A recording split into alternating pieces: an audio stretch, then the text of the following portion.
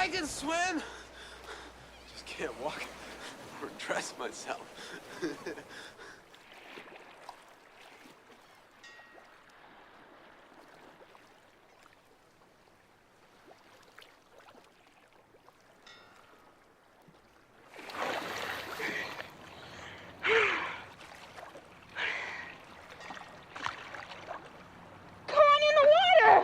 Take it easy.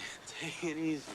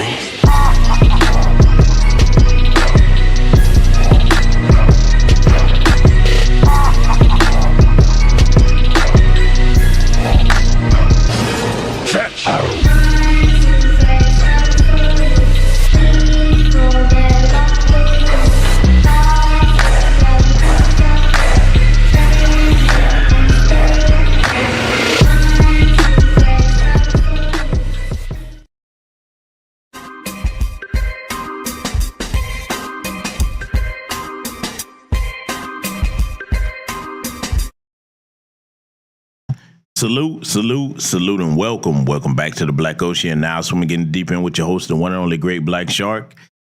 And yes, ladies and gentlemen, tonight, I know everybody is probably paying attention here and there to the transcripts that come out about the trial of the Diddler, but we're going to review something here tonight that some of you might have seen, but some of you might not have. It's something I found very interesting. I want to make some points about it. So we're going to be analyzing an interview that Piers Morgan did with one of the Diddler's former bodyguards, okay? So now the brother goes by the name of Big Homie. And one reason why I respect the guy is outside of what we're going to be reviewing here tonight, he actually does good work bringing lost children back to their families. Now, anybody that does work like that, I support it 100%. That's something I've been involved with over the years myself. So much respect to that brother for doing that. He's up there from the Chicago area, from what I understand. Okay. So we're going to be taking a look at that here tonight. And also, we definitely going to have some more subjects we got to be cooking on. And let me just go ahead and say it at the top of the broadcast. Now, you know, this is the place that is known as the hot skillet of Black YouTube, where we turn all sacred cows to hamburgers. And I'm going to be doing that with some upcoming broadcasts here, not too long in the future here, okay? We're going to definitely have to address some things that's been going on in the news cycle, all right? So let me just get this out of the way before we get into tonight's subject matter. If you're a long-time subscriber over here, you should know by now that for years I cover it down the middle when it comes to like situations between black men, black women, you know, foolish stuff, all kinds of chaos that go on, you know, and try to teach lessons from it. And, you know, I already covered much of what's been going on in the entertainment news cycle and the sports news cycle as far as Remy Ma and Papoose, okay, Clarissa Shields. Yes, Clarissa, not Clarissa, like some people be mispronouncing their sister's name. It's Clarissa, not Clarissa, okay? Get the shit right, goddamn. But I've covered that. I've also covered the situation with, oh, Lord, that poor fella, Travis Hunter. Oh, man, y'all saw the broadcast I did on that. Look, at this point, I'm debating whether I should do the update on that here or on Patreon, because, I mean, I pretty much said everything need to be said about that. But I just may address it, you know what I'm saying? Just thread some needles because, you know, it's not something where I'm taking joy in saying I told you so, but I told you so. And I'm not the only one. Many people said that. And, you know, like I said, it's, yeah, that ain't good, man. But I'll tell you what I'm going to do. If I do cover that and I do it over here on the main channel, I'm going to address it from the standpoint of like calling a spade, okay? Let me say this.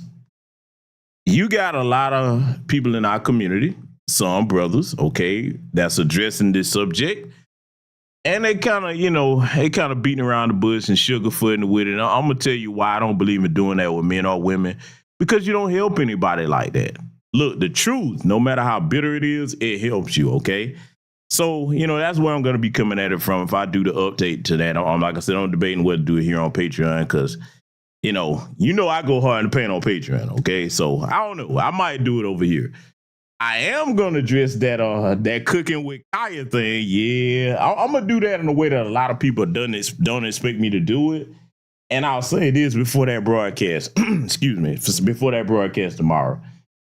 If you catch it, it's going to be one of the most even-handed broadcasts that you will ever catch on that subject matter. Everybody's going to be able to learn from it, men and women alike, you know, because like I said, I've seen certain people speaking on that. And again, I'm not saying there's nobody that has, but it's very few people take it where I'm going to take it. You know, a lot of people be trying to be double-minded on stuff and, you know, just playing around with it. I'm not going to do that. So, you know, we're going to address a lot tomorrow night. But as far as right now, tonight, like I said, we're going to be looking at and analyzing this Big Homie interview with Piers Morgan and pointing some things out. But before we do that, ladies and gentlemen, let me scroll up and greet my esteemed guests. Let me make sure I can see all of you first and foremost. And make sure you give me a black fist or a thumbs up if you can hear me loud and clear in the chat room.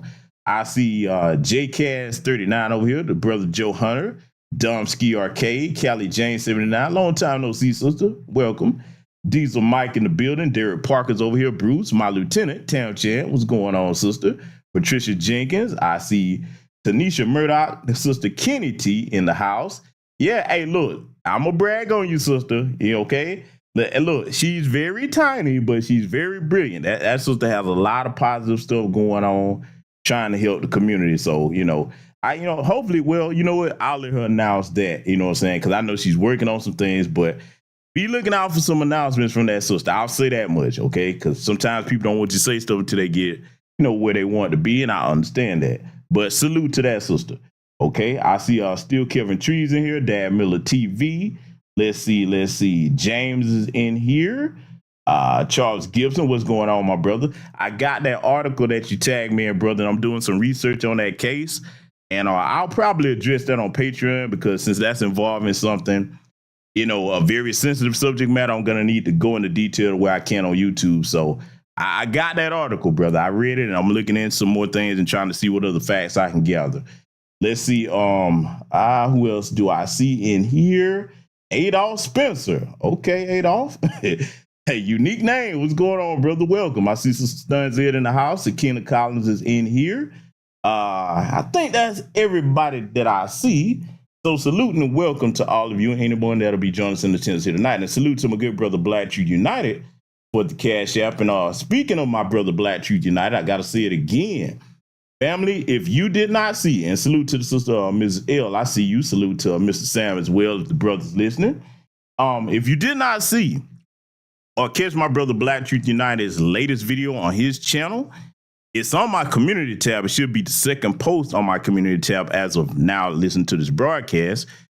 You need to check that video out. Very well done. And one of the things that I like to do is shout out the younger brothers and sisters over here in these spaces that are carrying the line and have positive messages that are out here helping people in the community.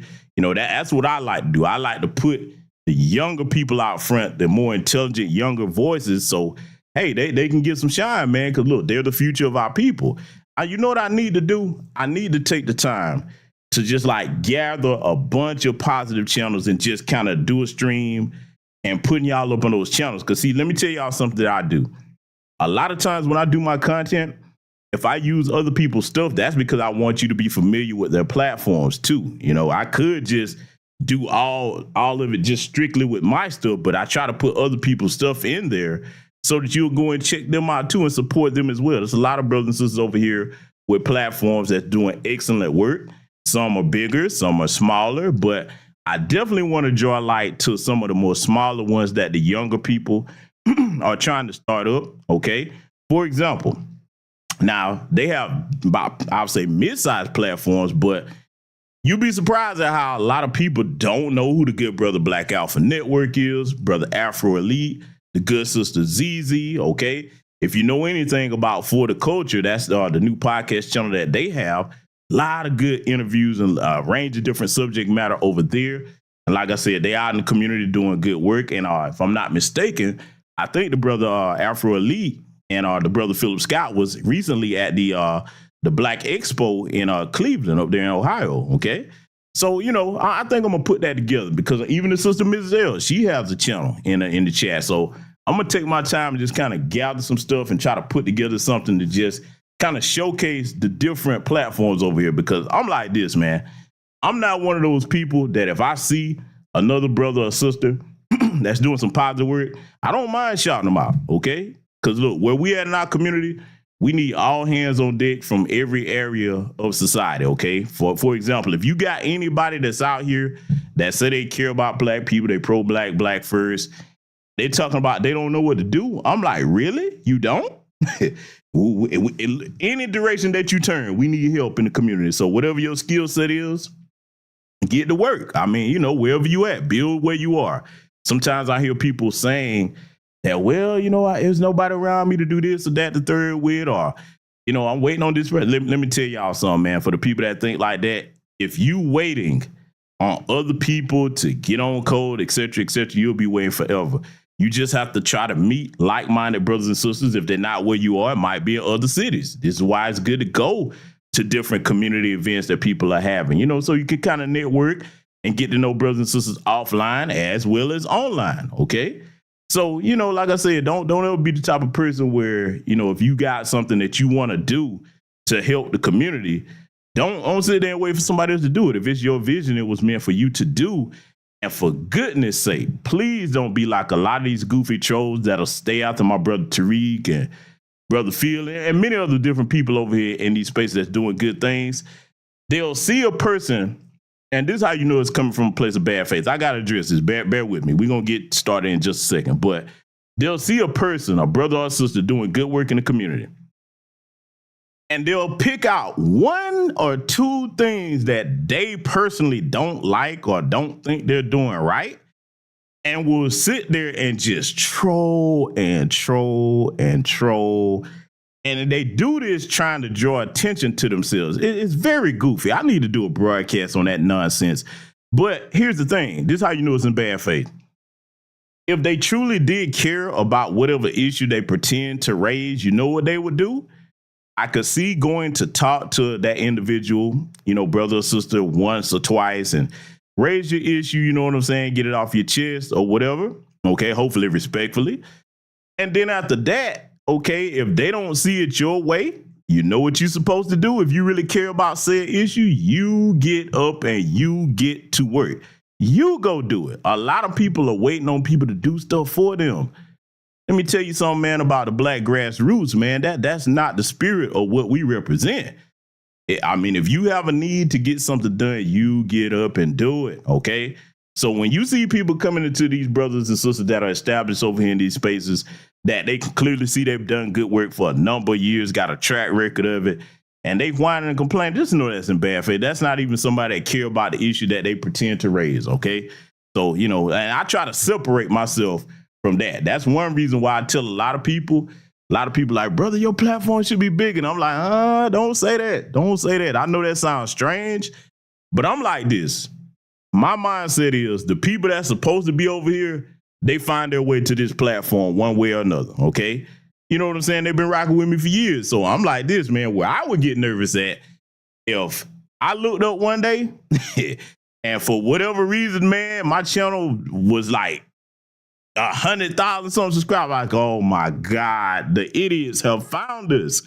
I'm sorry, I'm cynical like that. Look, man, I think the intelligent and the people that are, you know, actually word 2 dead flies put together, okay, are small in number. All right, I know that sounds cynical, but I'm telling y'all, man, it's only a small percentage of people out here that really understand what folks are trying to do out here and that want to come together, you know what I'm saying, and actually build positively and not do the gender war and all that other goofball shit. You know what I'm saying? Look, we're going to have our little issues here or there, but for the most part, I can say this about my audience. I know it for a fact. Yeah, we talk trash. Look, I talk trash with some of y'all offline, but at the end of the day, y'all know I love my community. I love my people, and I'm not above my people. I'm of my people, okay? So I like the smaller numbers over here. You know, I get worried, man, when I start people, yeah, man, we need to get you. I like, no, if it happen, brother or sister, it'll happen. Hey, man, I like slow and steady, okay? We good right here. Now, you know, hey, the channel grows. And welcome to the new subscribers over here, but I ain't one of them Hollywood guys that'll do anything for clicks and views. Like, if I had the business, some of the subject matter I may address, somebody might hear that, hit dog might holler, they may never come back over here. And I'm like, good, God bless you, go find your tribe. I'm not losing no sleep over it, okay? So anyway, I had to rant a bit and get that off my chest. So we're gonna go ahead and get started tonight, ladies and gentlemen. Like I said, some of you might have seen this. I'm gonna be stopping at certain points to point things out because, you know, this is food for thought. And I'm gonna be asking what y'all think about a lot of this periodically throughout this. So that's it, let's get started. The opening days of Diddy's trial in Manhattan have been gripping, lurid, shocking, and revelatory. It's everything we should have expected from a federal case against a mogul and megastar who stands accused of sex trafficking, racketeering, and conspiracy. My next guest has been watching these week's proceedings with a particular and personal interest. Big Homie CC is a celebrity bodyguard and security entrepreneur, and he joins me now. Big Homie, thank you very much indeed for joining me. Hello, Piers. How are you today? Yeah, good, thank you. We're 2 days into this case against Diddy. What is your gut feeling about what's going to happen here? Well, my gut feeling on what's going to take place is, well, we're going to see a lot of strange things take place due to the fact that I know how this world works. After working in the industry, I converted my business to combat human trafficking. Last year, my team brought home 17 people, 4 children, 1 boy.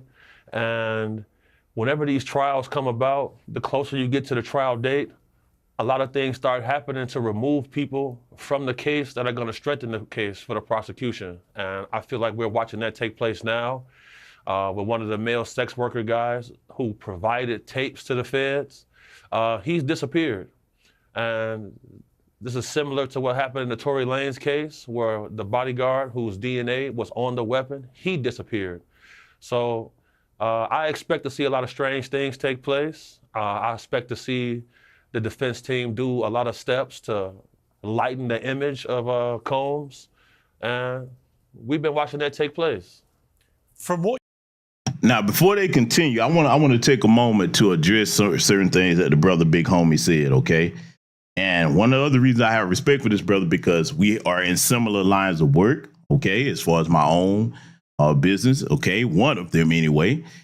And I'll tell you this, because y'all on Patreon, y'all already know I go hard in the paint over there. Y'all already know where I'm going with this. I've said this before. If any of you were able to be in close proximity to some of these famous people, and I'm saying some, not all, for 24 hours, and you was to see what they're really like outside of that performance and that character that they're portraying in front of you, a lot of y'all will be very disappointed. I ain't gonna name no names, but we just gonna use this case we're talking about here as an example. A lot of y'all will be very disappointed because that lifestyle is not what you think, okay?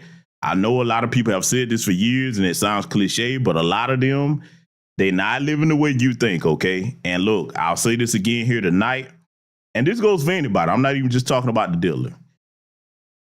A lot of people, okay, in the entertainment industry, and when I say that, I'm encompassing Hollywood, the music industry, even sports, okay? A lot of people in these industries here that are famous, that appear to have all this wealth and stuff, okay, and some of them, they do have money, but you have to ask yourself, what price are you willing to pay to have the lifestyle that they appear to have? Because see, some of you in my chat room right now, and I know I have people from all different professions, every area of the country, some people outside the country, all walks of life, okay, FBA, non-FBA. So some of y'all right now in this chat room, a lot of those celebrities, a lot of your favorites, they would trade places with you right now. You know why I say that? You probably like, man, what do you mean by that, brother? Let me tell you something, man. And I'm talking about things I've seen that nobody can tell me about because I've seen it with my own eyes. Some of these people, man, the situation they're in is pitiful. They look like they're in charge when they go on these radio stations and do these interviews and they talking all this big talk and all this other bullshit. And then behind the scenes, as soon as that's done, some of them have to be high or drunk just to function. Now, you probably say, well, why is that? Because the price that they're paying and the stuff that people have over them and on them and everything, y'all know I've spoken about the uh-oh folder for years, okay? For those that don't know, if you're new to the channel, the uh-oh folder is basically they reel you in to whatever profession you're going into at that level. You get good and acquainted. You get to come to all the parties. Oh, you think you in there to the point that you can do what they do. And then, lo and behold, one of these days, while you, whatever vice you participating in, okay, somebody done got it on camera. And the next time you say you're not going to do what they tell you to do, they're like, oh, okay, you sure? I bet. Uh-oh, folder got you. And, you know, they'll put a little something out to remind them like, hey, you sure you don't want to play ball? And then you have to come over there. So, like, basically what I'm saying is they look like they're free, but they're actually slaves to people that have a lot of dirt on them to blackmail them for a large number of things. Now, see, does that apply to everybody in the industry? No, because you do have some people, and I've said this for years. Shout out to the brother Carl Thomas.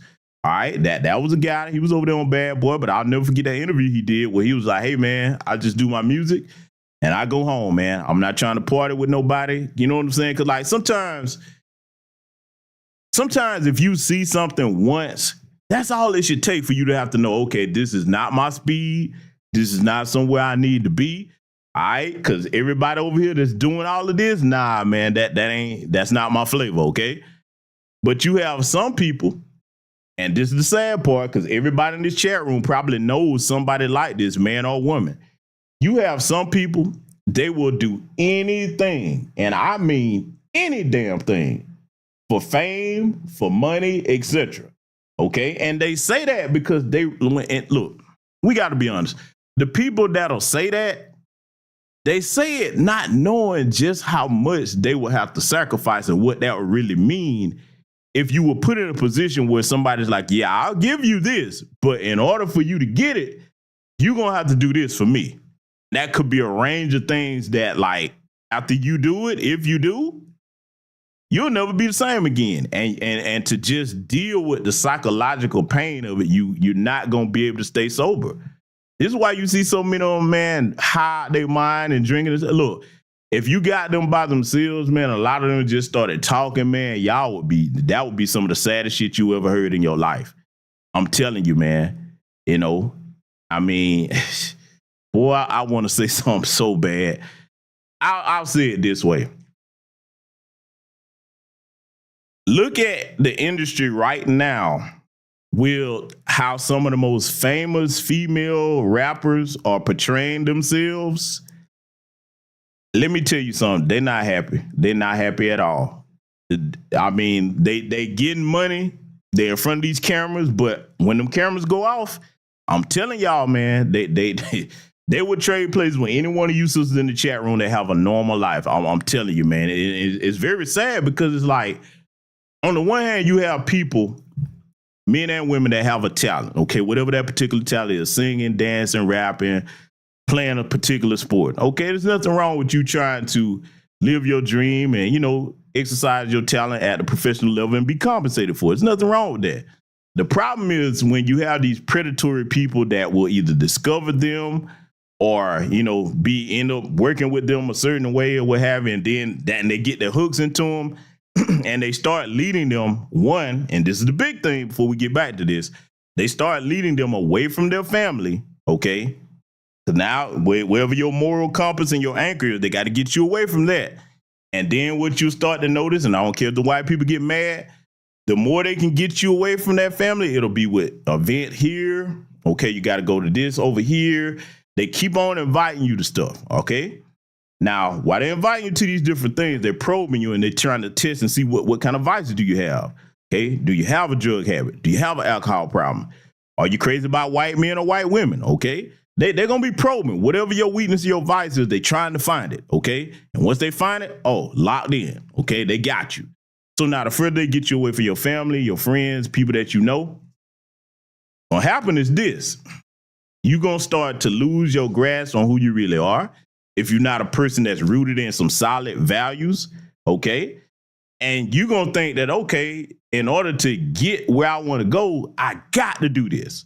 I got to do this. It's the only place I'll ever be able to earn this opportunity. And I'm going to tell you right now, man, if any of this ever happens to any young person that's listening to me, do not be afraid to get up and walk away from the table, especially today. Let me tell y'all something. I'm saying this mostly to young people with talent. Whatever your talent is, you can do it without compromising who you are, okay? Now, if you're a person that's with all that stuff, hey, do what you do. But if you know that's not for you, don't ever look at it like, man, if I walk away from this deal, I ain't gonna never get a chance to shine. No, you might have to go a different journey or a different route, but you will be able to make yourself known and put your talent on display before the world and be compensated for it in a viable manner.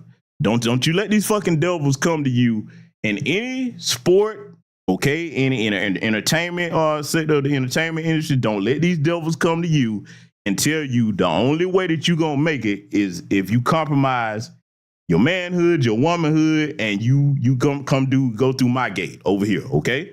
No, the era of the gatekeeper is over. You better look around at how far technology has advanced.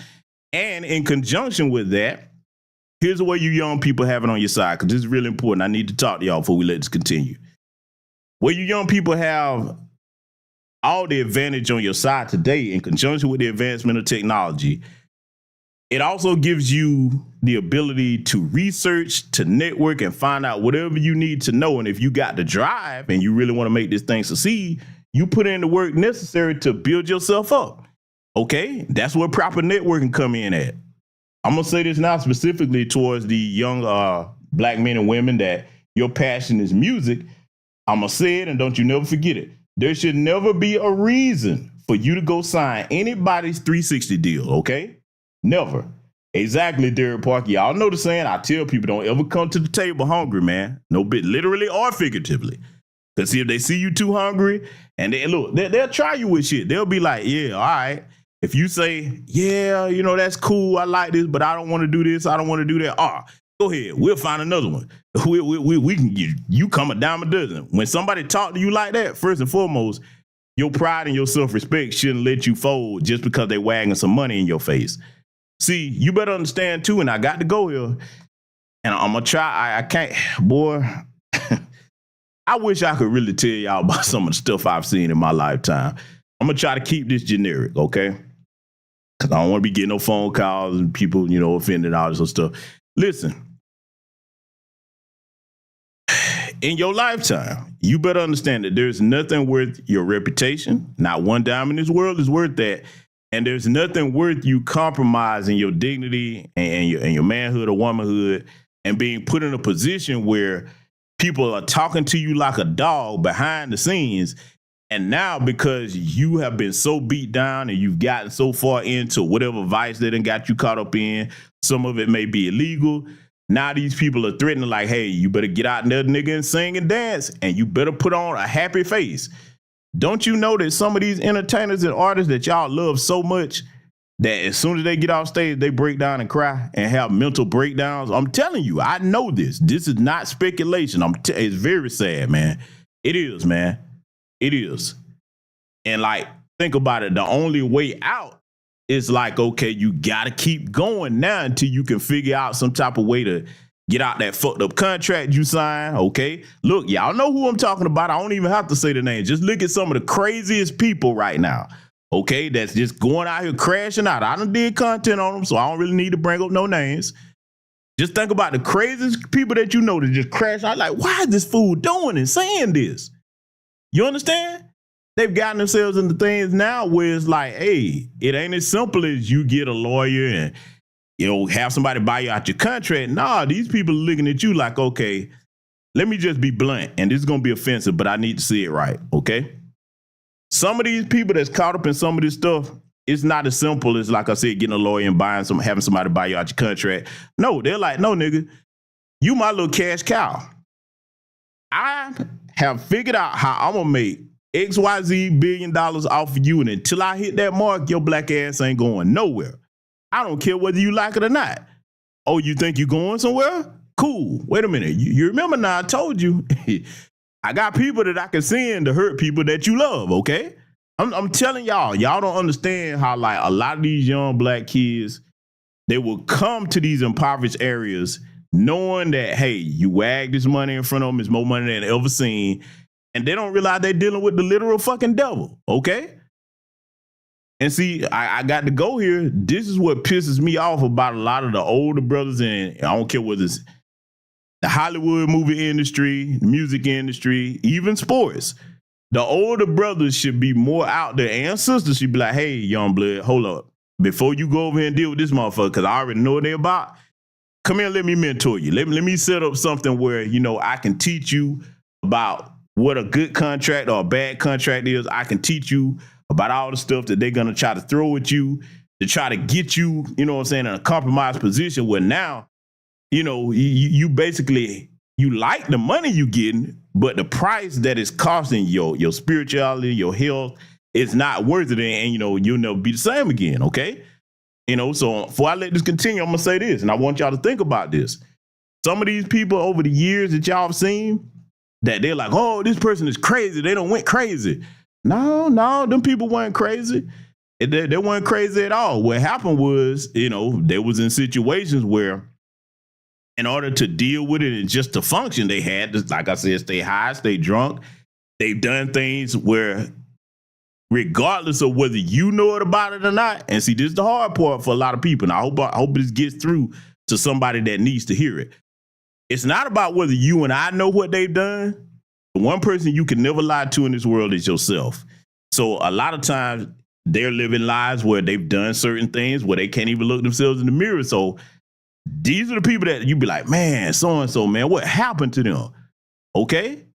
So you just think about that the next time you see some of these famous people and they just look like they're losing their mind. You have to ask yourself, what drove them to that? What made them do that? Okay. Let it continue. You know about him, Sean Combs. Obviously, the perception of him has changed dramatically since these allegations were made and since he got charged. I mean, from everything we're seeing now, he seems a very unpleasant, nasty, violent piece of work. Is that a correct assessment? The assessment is going to be correct. So what I've learned is whenever you see a gentleman like this from affluence and power, whenever they have an addiction to MDMA or the drug ecstasy, they call it the love drug. So he's been doing this drug for over 20 years. So that's going to lead his view skewed when it comes to sexual activity. I believe it's helped turn him into a sexual deviant. And, you know, what type of man wants to see another man urinate in his wife's mouth? I feel like it's evil. I think his behavior is egregious. And, you know, I have a history of using very heinous acts on people like this who participate in this type of lascivious acts. Let me pause it right here because, see, I've covered this before. You remember when I did the broadcast on Vince McMahon and on the Diddler, okay? Let me reiterate it here tonight. A lot of people, since this trial has been going on with Diddler, y'all seen the transcripts, you read about some of the stuff that's coming out. A lot of y'all like, oh my God, clutching your pearls. You can't believe that. Let me say this. The Diddler and Cassidy, they ain't the only people that's doing that, okay? By no means let the white media make you think that if they do convict this man, that he's the only one. You know, that's the only thing I want to say about that, because y'all already know I did the broadcast, give you my statement. I don't need to even go into detail on that. You can see the previous broadcast, and my statements still stand. Here's what I'm going to tell you. Don't let them try to make him the face, because I've said this. Until you run up in Vince McMahon's house with the feds, Clive Davis, okay, the little dude from Abercrombie and Fitz, Finch, or Mike Jeffries, okay, there's plenty of others. There's plenty of others, okay? Diddy and Cassidy are not the only ones, all right? They are not. But see, a lot of y'all, you know, normal people, all right, probably look at some of that stuff. You'll be like, how could somebody let somebody do that to them or ask them to do it or any of the nasty bullshit? Because there's a difference between being freaky and nasty, okay? See, that's one thing we don't have to get on Diddler about. Damn you, Diddler. There's plenty of us that are freaky out here, but there's a difference between being freaky and nasty, you bastard, you. Okay, and nasty Cassie, okay? A little miss, I like to drink lemonade, if you know what I'm saying. Listen, man. A lot of these people, man, that's engaged in that type of behavior, you probably wonder, how in the world could they even fathom to do this? Well, see, this is the problem about access to excess, and if you already a rotten person. Let me make this clear. A lot of y'all have heard this said before when people talk about people that drink alcohol and they just start wilding out. People that tell you that, no, that was already there. That alcohol just removed the inhibitions. The same thing is true when you start getting large amounts of money, okay? Having more money only makes you more of who you are. It doesn't change you into a different person. It just gives you access to do more of what you already liked. So if you were the type of person that, let's just say everybody around you thought you was a little quiet boy, a little quiet girl, okay? Everybody around you thought that. But deep down in your head, when you're alone with yourself, you wished and had these fantasies about all this other stuff you would do if you were able. Now, all of a sudden, you come into money, whether by way of your own talent or however you get it. Now you realize that you have the money that you can live out these things. So, hey, once you get that, it's off to the races. And see, here's the other thing, too, about the most corrupt people. And I'm talking about women of all races and men of all races in society. I don't care whether, you know, black, white, whatever. This is true of all of the worst wealthy people, no matter what race they are. You have this thing where after these people reach these large excess sums of money where they're like, okay, I've done everything I want to do. Okay, there's nothing that I haven't experienced that I've always wanted. Now I'm bored. So what can I do to actually get some excitement in life? So this is where the crazy shit started to come in. A normal person would say, okay, you know, I'm at a comfortable level. I've done everything I wanted to ever do and experience that I wasn't able to before I had this money. A normal person would start turning their thoughts towards being philanthropic. Okay, like, okay, let me help some other people experience some of these things that I hadn't had, okay, in a positive way. And I mean, they would be really locked in. I'm not talking about doing it as a facade to cover up for the bullshit that you know you got going on. I'm talking about you would be more trying to help people, especially those that, you know, okay, chances are if you don't get some type of help, you know, you might never get a chance to experience what life is like in a more positive environment with whatever you got going on, whether you have a talent or what have you, okay? So now, instead of the degenerates turning to what I just said, what they do, they say, okay, I've got this money. I know most people don't have the type of money I have. So I'm going to go amongst the poorest of people and I'm going to prey on them and be like, what would you be willing to do to get this money? Okay. What would you be willing to do? And they will come up with some of the most disgusting things imaginable. You understand? Look, let me tell you something. A lot of people ain't going to like this. But we talking about facts because I don't really care who like or don't like what. Y'all remember when the Diddler had that show called Making the Band? And he had them guys walking across that bridge to get some cheesecake. See, let's use that real quick, all right? Let me tell you something. Had that been me, I'll be like, okay, this is as far as I go. I'm not walking across no fucking bridge. That bridge, okay? Man, where my New Yorkers at? Look, y'all want to talk shit about how crazy people drive in Atlanta? Shit, we ain't got nothing on you damn bad driving ass New Yorkers. I love y'all to life, but damn it, yeah. Y'all are far worse driving than this. I mean, you gonna send me across that fucking bridge? Are you crazy? I'm like, well, hey, bro, I guess I'm about to find another way to get my record contract. Because, see, I'm saying that being facetious, but let me be serious for a second. Brothers and sisters, especially young people listen to my voice. There have to be lines drawn within your very soul and your spirit that you won't cross or let nobody cross. When somebody started talking to you like you less than, it's a difference between somebody want to see what you made of and have you earn your place. And it's a difference between that and somebody trying to humiliate you because they're in such a position of power that they think they're high and mighty above you. So they're like, yeah, go walk across the bridge and give me some cheesecake. Man, I'll be like, well, player, hey, I guess this is it. It's been real. Thanks for the opportunity. I'm out. I holler. I'd have been gone that day. That would have been the end.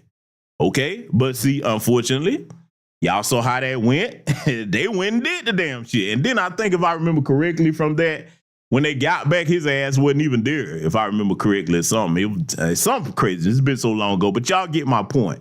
You have to have a line drawn in the sand where you be like, no, I'm not. You're not going to have me doing that now. Okay. And I'm saying to men and women alike.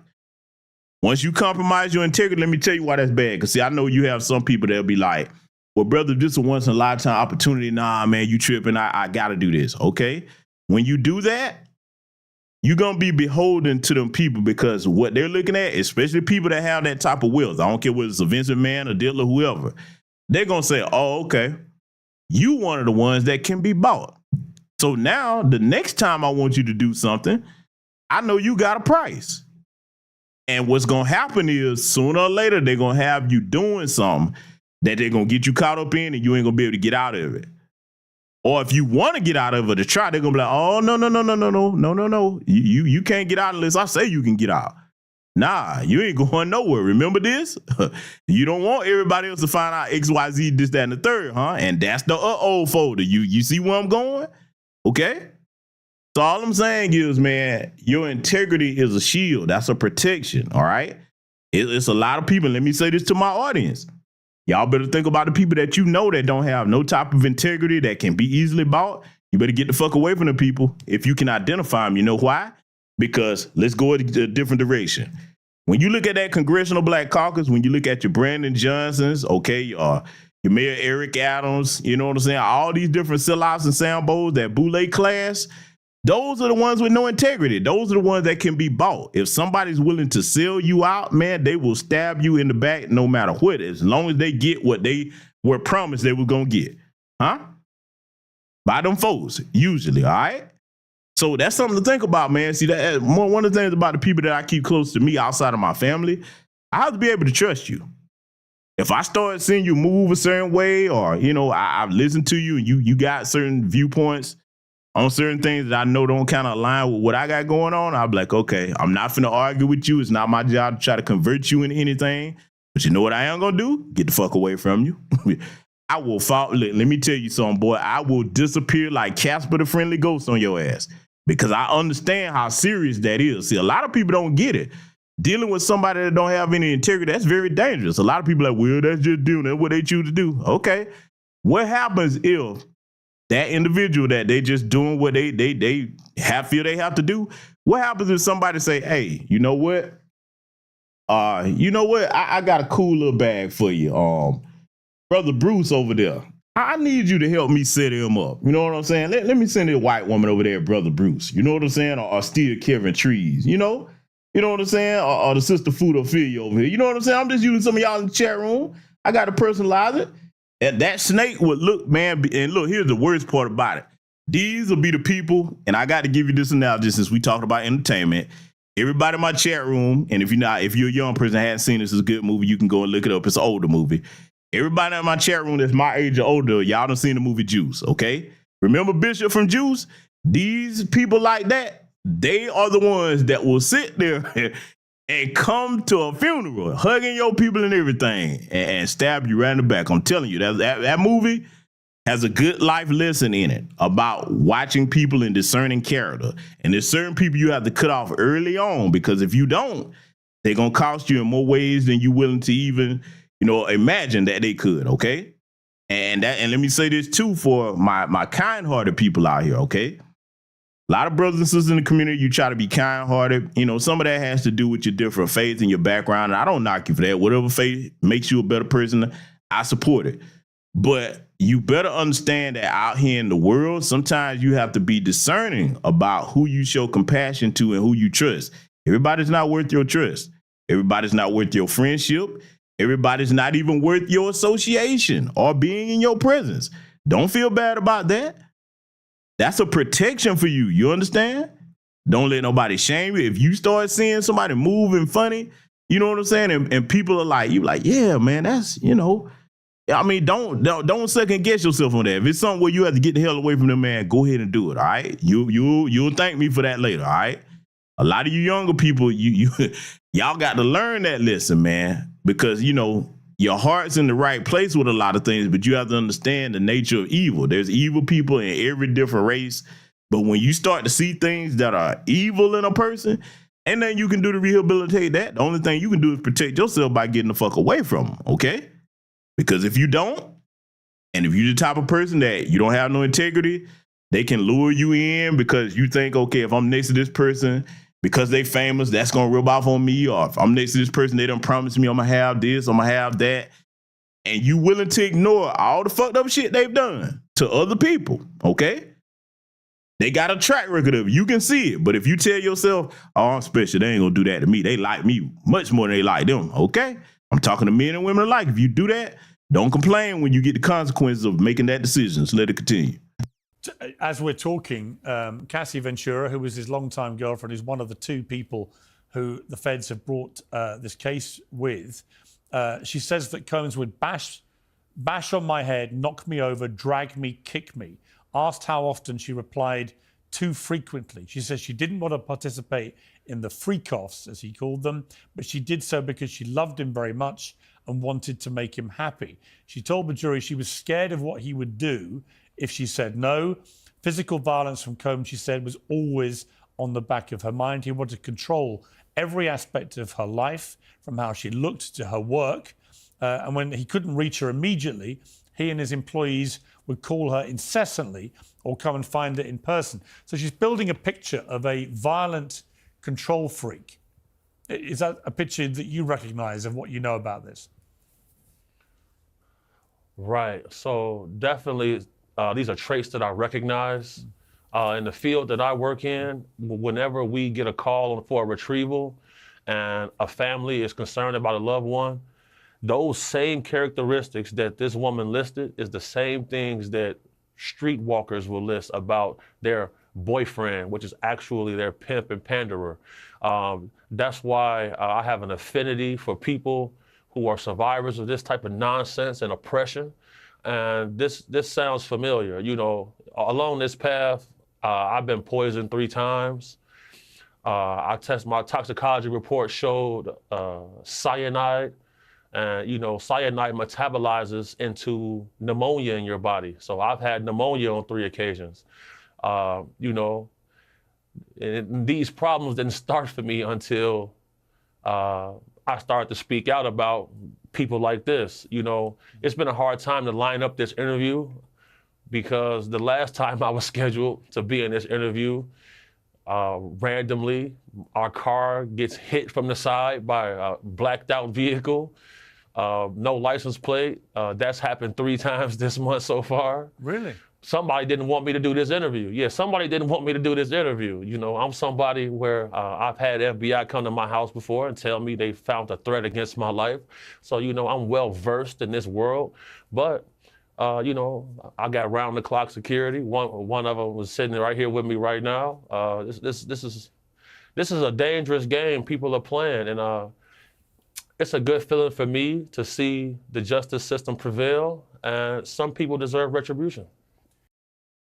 So I want to pause it right there. You heard some of the stuff the brother said has happened to him. And like he said earlier in this interview here, hey, he started naming the people that just mysteriously started disappearing. Let me tell you, that's not a coincidence, man. When you're dealing with people that have wealth and power and they got things that they don't want to come out, yeah. Look, let me tell y'all something. Even beyond the Diddler, you better start looking at some of your most popular or most profitable corporations. Let me just say it flat out. You think Walmart, okay? You think you know, Morgan Stanley. You think that some of these most profitable corporations, man, the ones you can name on a major level, you think they don't have a goon squad? That they'll slip a little bag under the table, man, to get certain things done. Look, I'm going to give you a big one. These real estate developers, man, listen, dude. Some of y'all probably have had experiences with them where if you got some property in an area where they really want to buy that property because they have plans for it and you don't want to sell it, oh, yeah. They start sending people to Raji. Man, that's not a coincidence. Them people are being paid, bro. You understand? I've covered these kinds of stories over the years, so I'm just telling you, man. A lot of the people that you see in suits every day, these politicians, perfect example. Y'all remember Gary Condit a couple of years ago, Killer Condit, as I call him, huh? He was having that affair. He got the side piece pregnant. She acted like she was going to go to the media. He was like, oh, you sure about that? And next thing you know, she went missing. And how you know it was something that was done deliberately, they scoured that entire area where they was looking for her body, Chandra Levy. Couldn't find it. Then a couple of days later, hey, they got tipped off to go look at a certain place and they found her remains. Huh? Those are real killers right there. So I'm just saying, man, some people like play the respectability politics. You think of somebody's in a suit. Nah, man, some of your worst killers, drug dealers, hustlers, pimps, and thieves wear suits, okay? And the good brother Charles Gibson was saying he thought cyanide took you straight out. Here's the thing, brother Charles Gibson, I have to be careful talking about this on YouTube. In small doses, it won't immediately kill you, okay? It will sicken you and make you weak. Case in point, and I think I can get away with saying this. An apple. Do you know that apple seeds have cyanide in them? Mm-hmm. Little tiny apple seeds. Now, in order for you, and hopefully none of you are swallowing apple seeds, but you will have to ingest a large number of them, okay, before it becomes fatal to you and starts to have an effect. But yes, apple seeds do have cyanide in them. So like in small doses, and there's other poisons like that. In smaller doses, they will make you sick. Some of them will actually simulate a heart attack by natural causes. Now, for YouTube guideline purposes, I can't go into detail about that. I've covered this on Patreon, though. Y'all can find that information over there. Because, you know, when you start talking about stuff like that, and I don't want to encourage no knucklehead to do anything. But, you know, there's certain things that if you have money, and you buy, you know what I'm saying, that information, or you go and hire somebody that's their expertise, yeah, man, they you know, it's stuff that can take you on out of here, man. And unless a coroner or somebody skilled to know what they're looking for, people will think you died of natural causes, okay? All right, so yeah, you know, just want y'all to be aware of that. And look, I would not be surprised if some of that comes out in the next couple of weeks of this trial, because we've been seeing a whole bunch of crazy stuff coming out. And look, we gonna see a lot of people make a prediction this way, make a prediction that way. I'm just gonna wait. As far as like directly addressing that, I'm gonna wait till it's all wrapped up, because it's still more things and more testimony to come out, and it's gonna be a very important case no matter which way it goes. Whether he beat the case and get off, or whether they convict him for it, that's gonna have ramifications. I mean, it's gonna change the course of how a lot goes in this country in either direction. Okay, no matter which side of the line you fall on how you feel about him and everything that's going on. Okay, but one thing I will say is this: I hope the lesson for men and women alike, regardless of the outcome of that trial, start moving in a more wise manner and start thinking about who you associating with, what you doing, the things you willing to sacrifice to be around certain people. I mean, look, it's gonna be a lesson. Hopefully you will have learned the lessons from what we see coming out so far. But you know, there's always gonna be that contingent that will look at something like this and they'll go right into the same situation, men or women. They'll go into the same situation and just be like, oh, the hell with all that. Yeah, that ain't gonna happen to me. I'm smart. I got it all figured out. That's how they are, okay? But anyway, you know, hard head make a soft ass. Let it continue. You clearly feel that Sean Combs over the years has made people disappear. Right. Well, Piers, let me ask you a question. From your journalistic perspective, have you ever noticed how in this industry, people untimely meet their demise as soon as somebody else seems like they're having a problem?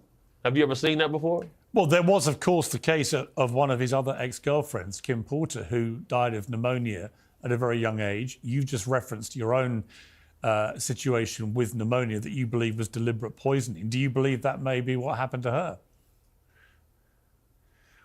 Why are so many people coming down with pneumonia? Why is that happening to everybody? What is that about? Where have you ever seen this many cases of pneumonia associated with one situation? So, you know. There were rumors. I'm not saying. Well, I was going to mention on this that there have been rumors circulating online that Diddy may have poisoned Jamie Foxx, which caused his 2023 hospitalization.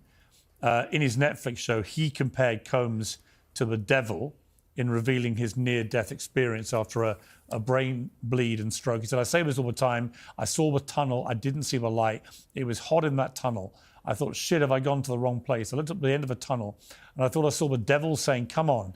Or was that Puffy? I'm effing around, but if that was Puffy, he had a flaming bottle of Johnson. And no, I'm just kidding.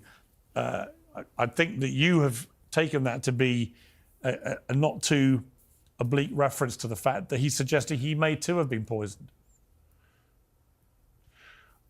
Jamie Foxx said out of his mouth that his partner handed him an Advil, and after he took that Advil, he woke up 22 days later. That's what he said out of his mouth. I feel like us as a species, I feel like human skepticism has become a virus, because if we don't trust the words of our peers, where are we as a species? You know, eyewitness testimony and circumstantial evidence is enough to get a person a life sentence in any court on the earth. Why is it that when people are whistleblowing and putting their life and livelihood on the line, they receive so much scrutiny? I don't think that's by chance. So I'm gonna pause it right here, and I want to make something clear to everybody, right?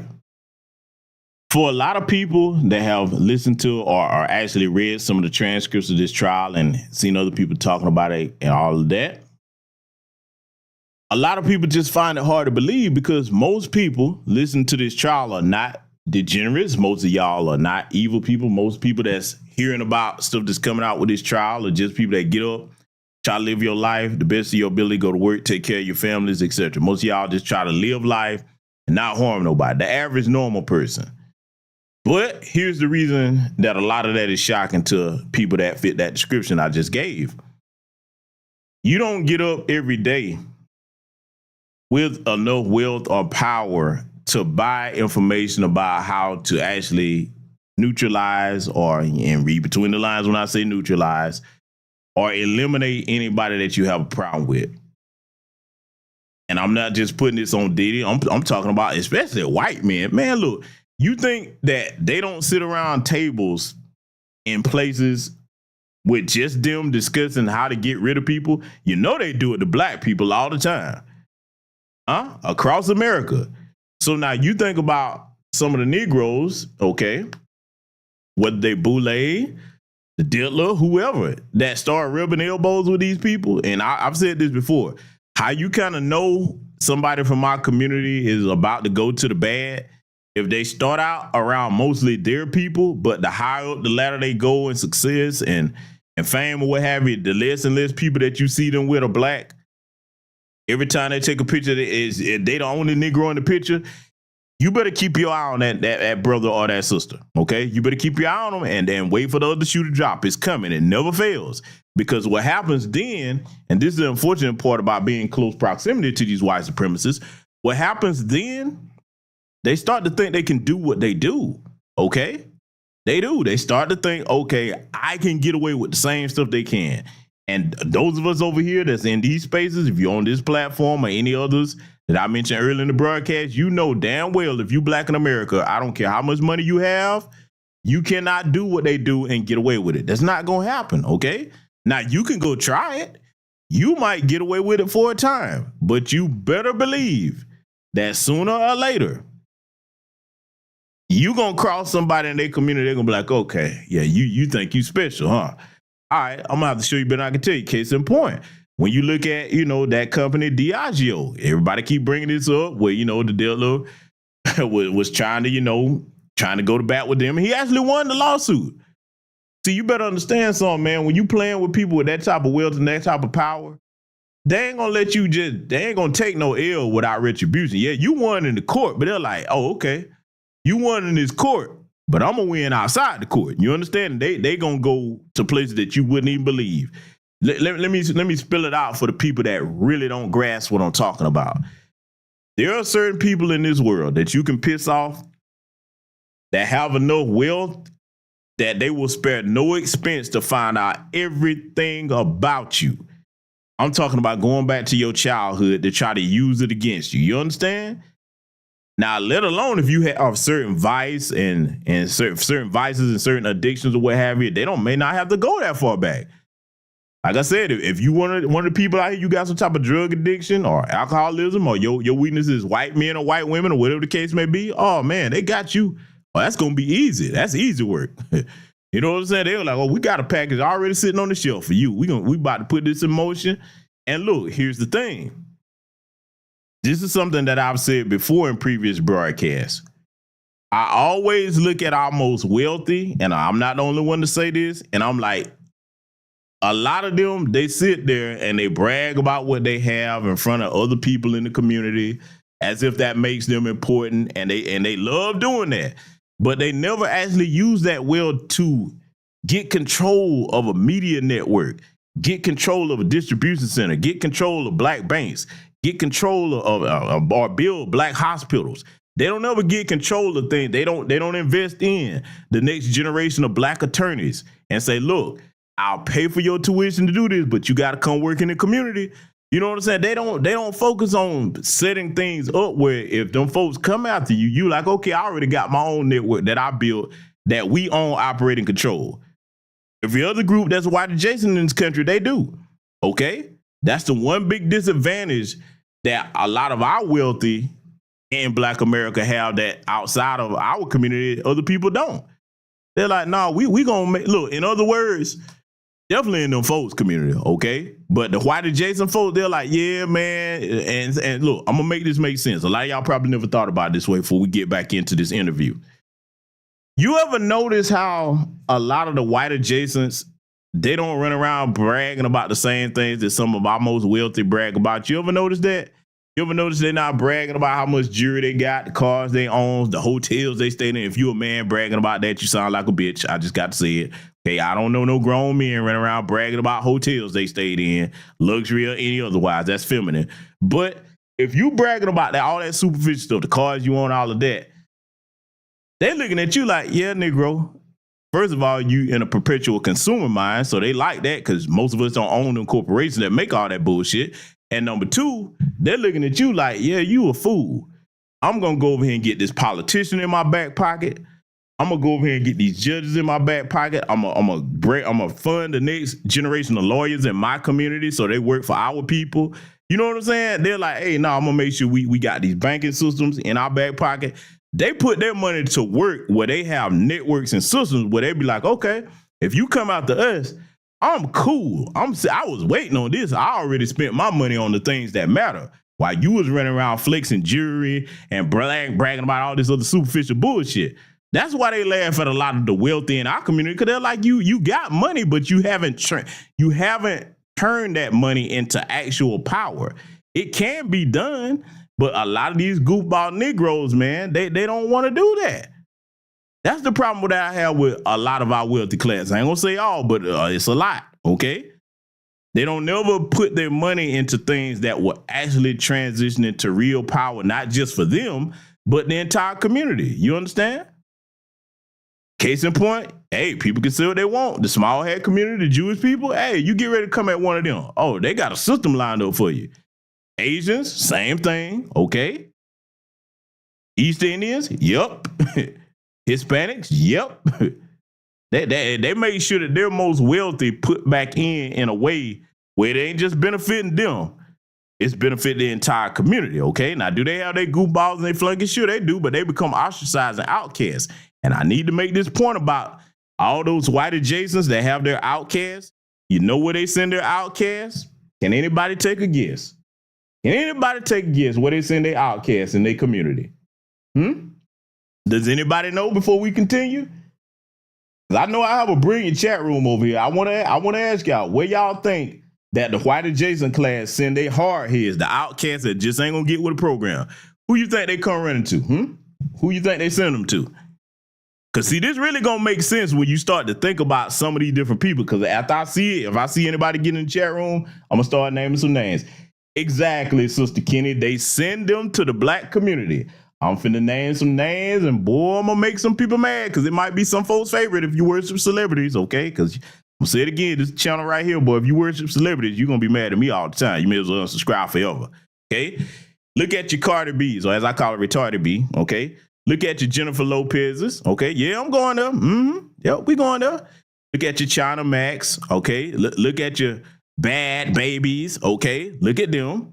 The Woe Vickies, huh? Oh yeah, I'm going. Even your Eminems, yeah, I'm going there. Oh, your Kid Rocks, even though he done flipped back over there to white supremacy, okay? I'm just naming the names. They saying all they degenerates. The ones of them that want to rebel against us, they're like, oh, you gotta go over there with the niggers. You can't be over here. We'll put you over here on this little friend. Now look, if you get in good with the niggers to a point where we can kind of have more of our people funneled over there, so we might be able to use you, but as long as you own the goofy stuff, Kim Kardashian, yeah, we naming it, or Kim Kardashian, as I like to call the bitch, and she's not, there ain't nobody I slobber over, but you know, some of these bucks of Bennington, boy, they gonna come at me, man, don't talk about our white queen. Listen, bucks of Bennington, I've given up on y'all a long time ago. You and the wenches of Crafton, I'm not trying to save you. I just use your situations to help my community, okay? So when I come after, you know, Snow Brad and Snow Becky, y'all don't have to complain. You know, I'm just gonna use your situation to teach my people. I'm not going over there try to pull you out of the Alabaster community, and that's what you want. You want to play in the snow, you'll learn. Get on over there. But man, how many of you they unalive, men or women? Hey, you know, okay. You will be a teaching lesson for my people, though. So I don't want to bust a Bennington. Don't talk about our white queen, Kim Kardashian, man. I know y'all are lost causes, okay? But my point is, they send their trash to our community, and see, this is where I love delineation. You see, because the Fat Joes and all the rest of those names that I named, now, even though we can't stop them from doing things and emulating this, we don't have to support it. And a lot of them are pissed off about that. Y'all notice that? Look how them Mexicans over there whining on the West Coast, man, the Hispanics whining. Y'all trying to keep us out of hip hop. First of all, I'm one of the few people that say that if we did decide to do that, it's ours. We created it. It's our house. We decide who come in our house and who need to get the fuck out or never enter. So if we did take that stance, it's our right to do that, just like it's their right to do with their culture. However, we ain't trying to keep them out of anything. The problem is you're not really that talented. And I'm going to say it. I'm going to make a lot of them mad here tonight. Very few of you have the talent that Big Pun had in hip hop. I'm just going to tell you right now, Big Pun is the only truly talented Hispanic rapper that I acknowledge, besides maybe it might be 3 or 4 others that I'll be like, okay, that brother can spit. Huh? Outside of that, too many of y'all ain't Big Pun. Hey, he was a true lyricist, all right? Fat Joe, man, that little white Hispanic boy, and I'm gonna get back on him in some upcoming broadcasts because I got to finish clowning him. He done tossed Jadakiss a bag, I guess, to do that podcast. But I'm like, man, this clown here. But bottom line is they send their trash to our community, okay? And I'm glad that we've tightened up and started gatekeeping our culture so that we can keep the trash out. Okay? Because see that when you tighten up your culture, that gets everything else in line. Okay? When you get your culture in order, you get everything else in line. Y'all notice how much we started to get done since we started delineating from people. That doesn't mean we hate people of different lineages. We just tightening up on that disrespect and that undermining, especially in the political arena. But doing it across the board and gatekeeping our culture, that's nothing to be ashamed of because every other group does that. I've given this analogy before. If an FBA person goes to, let's just say, Japan or somewhere, and you start thinking that you're going to call shots in their culture and start that, they're gonna check you very fast. They'll be like, man, hey, whoa. You doing way too much. Like, nah, look, there's certain cultures across this world where if you're not really of their lineage, they'll be like, you can spectate and watch, but you can't be a part of this. You have to be born into this. And it's long overdue for us to start getting on that same type of mentality. But see, when we talk like that, notice the disrespect of this. Now, I want young people to really think about this because this is your culture if you are FBA, all right? I want you to notice how we're the only group where when we say something like that, they're like, oh, this is for everybody. They don't say that about no other group's culture. They don't tell Hispanics, East Indians, Arabs, okay? They don't tell Asian people that. They don't tell white. This is for everybody. We the only people they tell you that. You ever stop to think about why they do that? Because that's basically their way of saying, nah, you don't own nothing. We can take whatever we want from you. And I'm like, nah, I'm glad a lot of us across generations now are waking up, okay, and saying, no. We let you get in here and get too comfortable. You got too familiar. Now we're going to have to check you, okay? So never be ashamed to delineate, all right?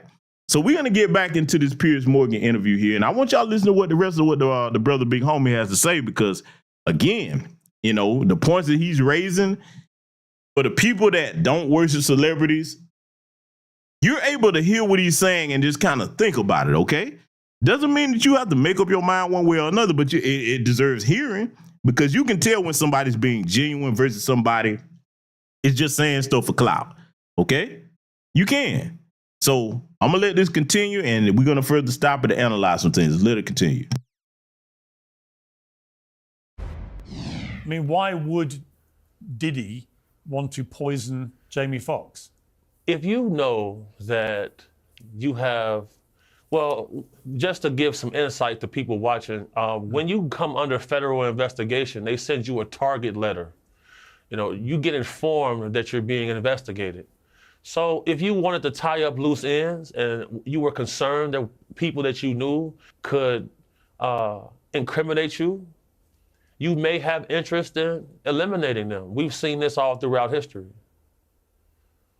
I mean, this sounds kind of mafioso stuff, but I sense that you're talking from a lot of experience here, that you genuinely believe this is a highly dangerous situation involving a highly dangerous man with very dangerous people acting on his behalf, potentially.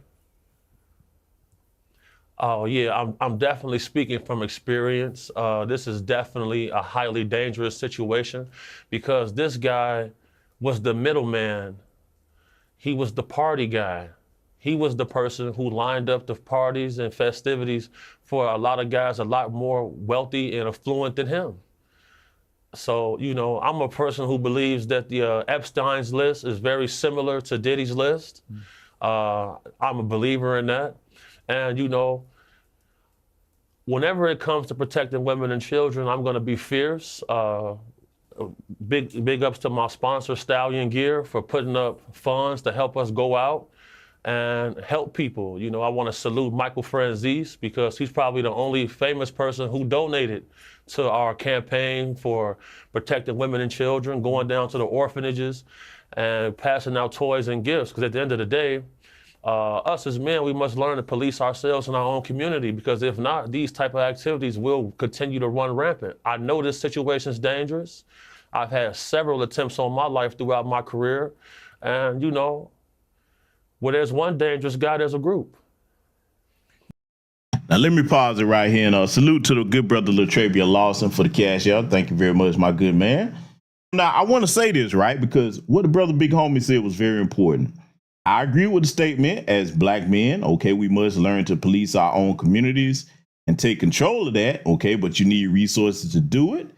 However, here's the other half of that equation, because the black community is not just black men, it's not just black women, it's black men, black women, and black children. The other half of the equation, as far as the adults are concerned, if you have the brothers doing our part, okay, let's just go here for a second. Let's just say we had the resources like we need to police our communities the way we need to, okay? The men doing that job, that's half the equation. The other half of the equation, I got to go here, this is where our women come into play. You can't be giving safe harbor to the bastards in the community that are messing it up, okay? That's the other half of that equation, man. Go back and look at the Detroit 300 and several other brothers that had, you know, that tried to get something grassroots off the ground to clean up the communities. You had a lot of these, and I'm not saying all the women. I like to be very distinct and clear and make a division and a distinction between who I'm talking about when I say these things. I don't like to speak in absolutes because that's ignorant. But the hood rat class, they'll go and protect the clowns in the community that's messing it up. And that's half the problem. It is, man. I'm telling y'all, man. See, look, when you look at any problem in any community, okay, if you really want to solve the problem, you got to look at it from a realistic point of view. You can't just dump it all on one side or the other. You have to really take an honest assessment and look at it and be like, okay, what are all the factors involved with why this is going on, okay? For example, let's just say you got a community or a neighborhood where there's a bunch of crime going on, whatever the case may be, okay? You got to start looking at these knuckleheads that's committing that crime. They're not homeless. They're staying somewhere. They laying up with somebody, and a lot of them can't have their own place because a lot of them are felons. A lot of them aren't able to rent in places like that because of that felony record. So who let them stay in their houses? Who they laying up with? See, we got to get to a point where in the community, people start giving safe harbor to these people. Nah, they shouldn't have nowhere to go. They should be homeless. That way it's easier for them to pick them up. But see, you got a lot of people, for the reasons I mentioned earlier in this broadcast, some lack integrity. Okay, some have low self-esteem. Some don't know when to cast the trash out of their neighborhood or their families. Look, there's lost causes. We just got to be real with that. We're compassionate people. We should reserve our compassion for our own first and foremost. But at the end of the day, you have to look at it. Okay, the worst amongst us, black men or black women, should they be allowed to ruin the whole of a community because we're trying to extend compassion to them that they don't even appreciate? See, you can tell easily when somebody appreciates your efforts to help them. For example, let's just go here. Let's just say you're dealing with a brother or sister that's got a drug addiction, okay? And they really have shown the first effort, because that's where it has to come from first. They have to want to get clean, okay? So you try to help them. You get them a program. Everybody come together to try to get them straightened out, help them with employment, what have you. And then that person, after they get that and they're on a set level, they don't make the necessary changes in their lives as far as who they were hanging around, where they've been at, and they jump right back out there, and then it gets to a point where you recognize that the only reason they're doing it is because they're like, okay, I know you're gonna come save me, so I'll just take advantage of the resources and the kindness in the community. See, no, we were all put here to be used, but nobody was put here to be misused. You understand? I'm gonna say it again. We were all put here to be used. I honestly do believe that the Most High has given each one of us gifts and talents that are to be used for the betterment of our people and humanity, but we were not put here to be misused, okay? We wouldn't.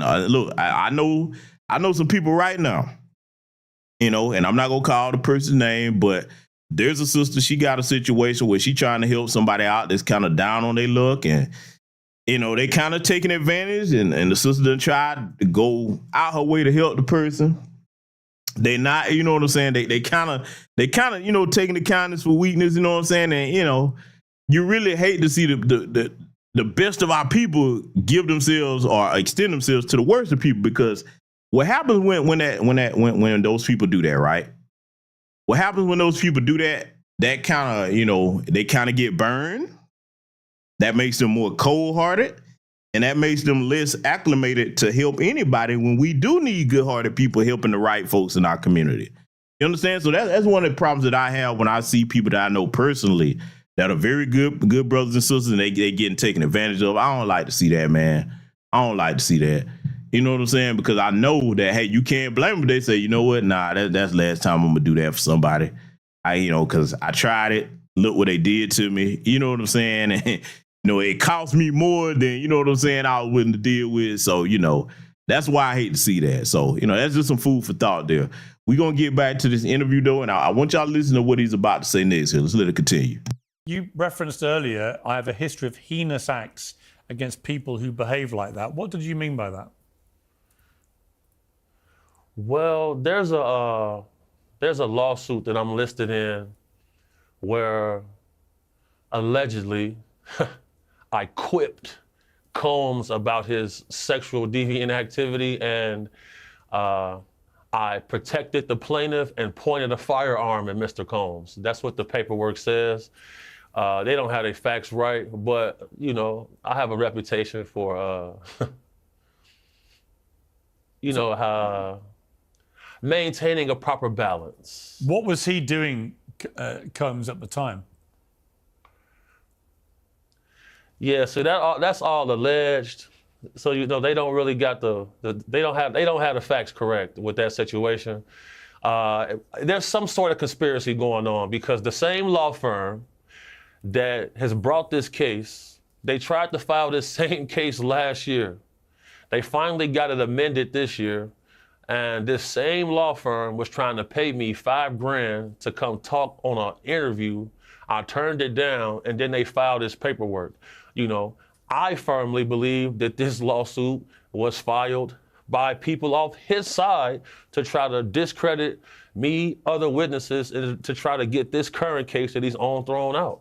That's how deep this goes, because the law firm who brought this asinine case, nobody can seem to track them down. How can they have this case amended? Who has the finances to file this type of lawsuit? I got to pay Ed Zappia $15,000 to represent me in a case like this while this trial is going on. Something weird is happening. But just to be clear, was there an incident where you witnessed somebody who was being abused or about to be abused or had been abused by Diddy, by Sean Combs, and you intervened and warned him to stop? Definitely. And what can you tell me about that? Yeah, definitely. Well, that's the thing. It's an open case, so I can't really expound too much on that. But I've had several calls about this guy. I've had several calls about his son. People reaching under ladies' dresses, fondling them without asking for permission. Where did he learn this behavior from? Where would he learn that from? Legendary Dapper Dan said he grew up, he knew Combs' parents, and he said what's going on with Combs didn't start with him, it started with his family. Now I got to pause it right here. Y'all know I've been saying it for years. As cliche as it sounds, it does start at home. It does start at home, man. Look, I got to go here, man. y'all remember the broadcast, and it's still up over here on my channel. Where I showed y'all that footage where the Diddler was kissing his mama on the mouth, you know what I'm saying, on the lips, whatever. I'm like, oh yeah, that's. And then I already broke down how, y'all saw how he did the locks. You saw how he did Black Rob. I mean, I could go on and on. Even the situation with Biggie before he died, he was trying to leave that label. Think about it. Never mind the case, okay, that's going on. When you got a rotten person, which goes into what I said before about if you have money, it just make you more who you are. When you got a rotten person and they just have a string of their artists, all of them doing bad, you trying to tell me that's because everybody don't know how to do business or sign a contract? Really? Everybody? Think about it. Who can you say over there on the Diddler's label? Like I said, never mind the case. We just talking about him and how he treat people as far as he do business.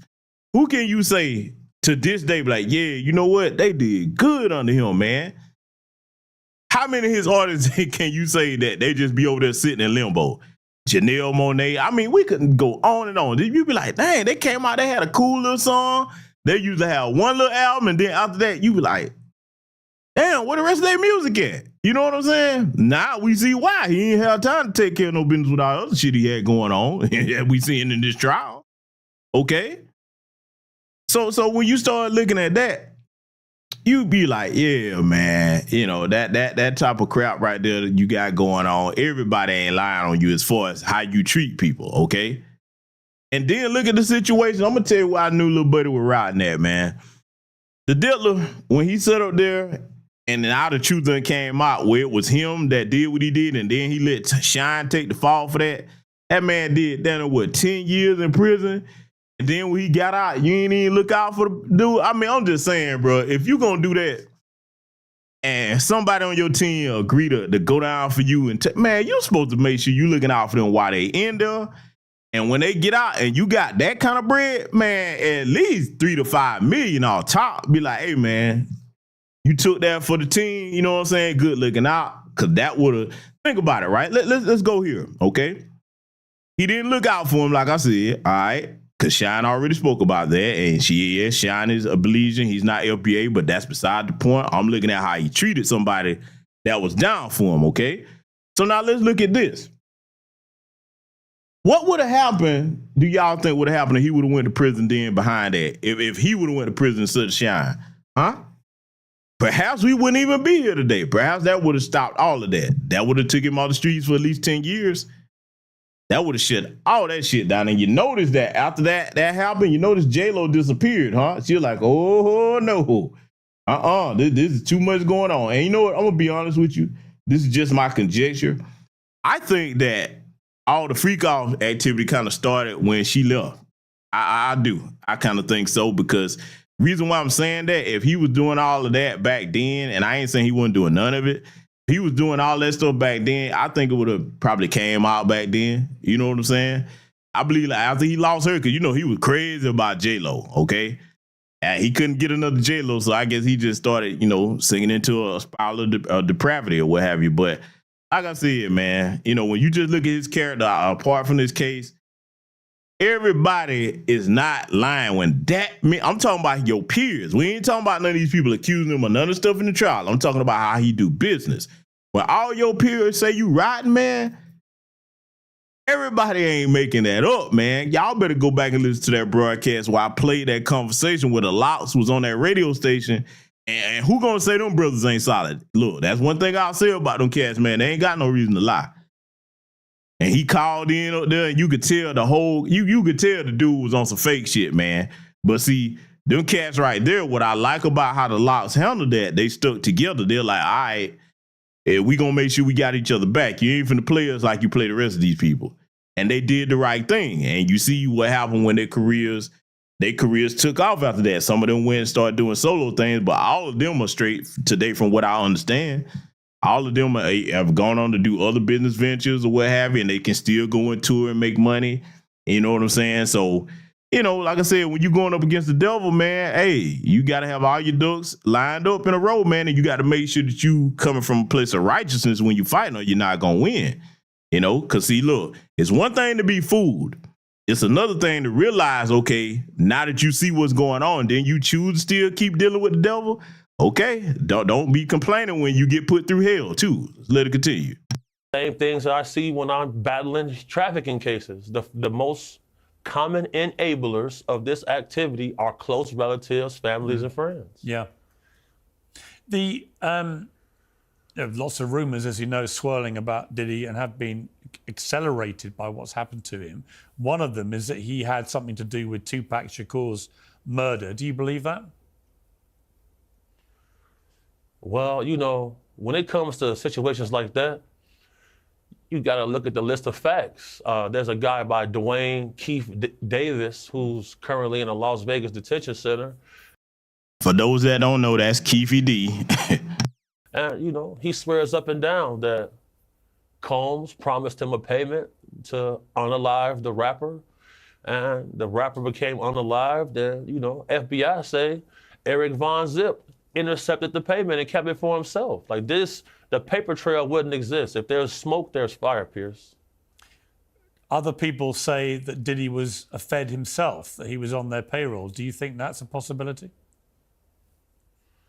Well, you know, that's definitely a possibility, but oftentimes in my culture, being an African-American male, sometimes we can believe that we're bigger than the program. And the moment he decided to sue the liquor company Diageo, that's when all of the onset of these problems started. You know, when you offend a list of board of directors and all of them are richer than you can get the short end of the stick. And that's what we're watching happen here. Let me pause it right here because see, I wanna drill down on what the brother was just saying because I spoke about it a little bit a while ago. I need to bring it back up again. You got a lot of people in our community that once they do start to touch a little paper and they get around them folks, they start rubbing elbows with them, they get in, they're in the rooms where the average black person, man or woman, can't go. Like he said, you start thinking that you're more powerful than you really are. Okay, you start thinking you're bigger than the program, as he was saying. And the worst thing in the world is to look in that mirror when you get up in the morning and lie to yourself. Don't do that. When you start doing that, and this is what makes it worse, okay? Let me show you how you get yourself in a situation on top of having vices that are illegal. Let's show you how you get yourself in a situation. You lie to yourself when you wake up in the morning looking in that mirror, okay? Then, after you leave your house and you go out into the world, you got this money, this fame, it's nothing but a bunch of yes men and yes women around you. Then you got people around you that's not from your community, okay? On top of your illegal vices or addictions, whatever those may be. When you got all that going, you will never be in a state of mind where you deal with reality and things as they are. You understand? Because see, well, look, let's go here with the Diageo thing. I'm not saying that he shouldn't have, you know, taken him to court if he found him to be doing something wrong or untoward. Yeah, you definitely want to exercise that ability, but what you must understand is, hey, if you're going to do that, you need to, before you make that move, and I want y'all to listen to me, okay? Before you make that move, you better understand who you're dealing with and start setting things up in advance. I mean, you come in and think about it. By the time you've been in the game that long, like Dylan, you got that type of money, you should understand how the players move, okay? As far as the different players that have that type of wisdom, you should understand how they move. So you have to get things situated. So if you take them on, hey, like the old saying go, if you aim at the head of the king, you better not miss. All right? You better understand that. So it's like, if you got certain types of vices, you better make sure that that's, you know, somewhere out of reach where they can't get to it. And look, I said this too when when all the details about the Diageo situation came out. This goes back to the most wealthy in our community not having ownership of things. Look, Dr. John Henry Clark said this to us. Everything that we like to consume or enjoy, we should own or be producing it ourselves, okay? Now, if a lot of our most wealthy spent the greater majority of that time, okay, and let's go on back and take it to like really the 70s when you started seeing black people really come into like some real wealth as far as like these different entertainment industries, sports and all of that. If from the 70s on up to now, the greater majority of our wealthy was really taking care of business like they should, he wouldn't have had to go do no deal with Diageo. You wouldn't. There would be black people that be in business that you could do business with, okay, and do square business. But when you don't prioritize that, and the only thing you prioritize is having 30 cars or expensive cars in a car collection, and the only thing you prioritize is, how much you can do for me, look at me. You know what I'm saying? I mean, when you got the wealthiest men and women in our community, that's all you prioritize is being a perpetual consumer. Well, you know what the cost of being a perpetual consumer is? You at the mercy of other people that you have to go do business with. You see why ownership is so important, and most of us in these spaces are always preaching ownership. Try to set yourself up where one day, if you're not now, you're in a position of ownership or whatever you're trying to do. Because when you're at the mercy of them folks, you got to play by their rules. Huh? And look, when you go take them to the justice system, and again, I'm not saying he shouldn't have if he found her to be doing something wrong, because he won the lawsuit. You got to understand they own the system. So even if you win in their system, they'll be like, okay, yeah, that's the system that you have access to that you can win if you have enough money. The other system above that, they're like, okay, you know what? You want to play with us like this? Yeah, man, go. Let me find where that for that. Who got it? That's when the white folks go in the little back room. They're like, all right, this motherfucker here, this Negro that just won this lawsuit, we got to put his ass back in this place, okay? You know what they say? We too uppity. They're like, all right, who got his for that? I know somebody got it, huh? See, let me drill down on that for a minute, especially for the young black men and women listening to this broadcast. Don't you understand that a lot of these wealthy black people, white people, man, they have them conversations about these folks that are under their charge daily? They just sit back and talk about, hey, what you got on so-and-so. I'm talking about the conversation where there ain't no niggas in the room, okay? FBA or non-FBA. There ain't no black people, no melanated folks in the room. You better start really thinking in your mind about what these white folks discussing. Salute to the good sister, Black Mama, for the cash out. Thank you very much, my good sister. You better just envision in your mind what these people are talking about how to put us back in our place. From the Laura Ingrams and the rest on that Shut Up and Dribble and all that other stuff, they already think that we're supposed to be grateful for anything that we do have, and we have to work 10 times as hard to be half as good as them. We're supposed to be grateful for that in a rigged system, huh? So you better just start thinking about, all right, let's take it out of the Diddler range or the multi-millionaire billionaire class. Right on your job, huh?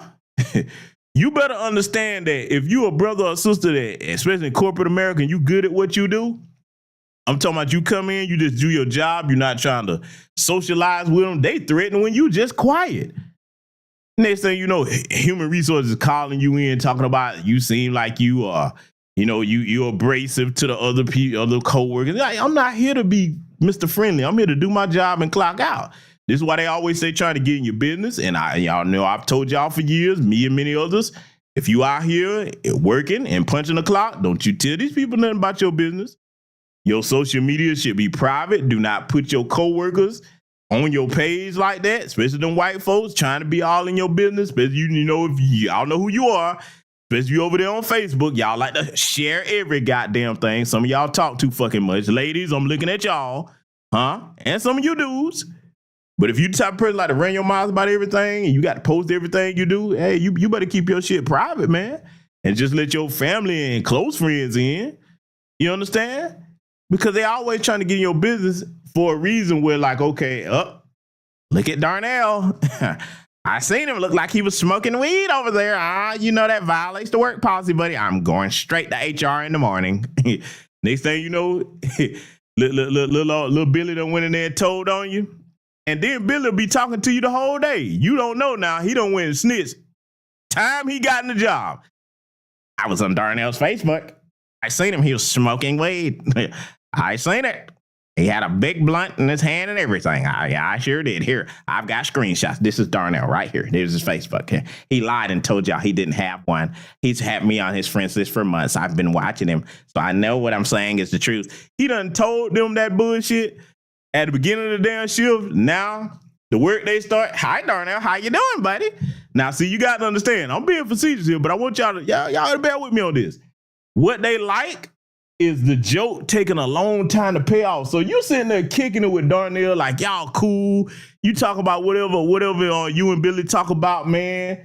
And the next thing you know, He already know what's going on. Him and the rest of the white folks on the job know. They know. They're like, yeah, they're going to get Darnell today, boy. His black ass is going out of here. Watch it.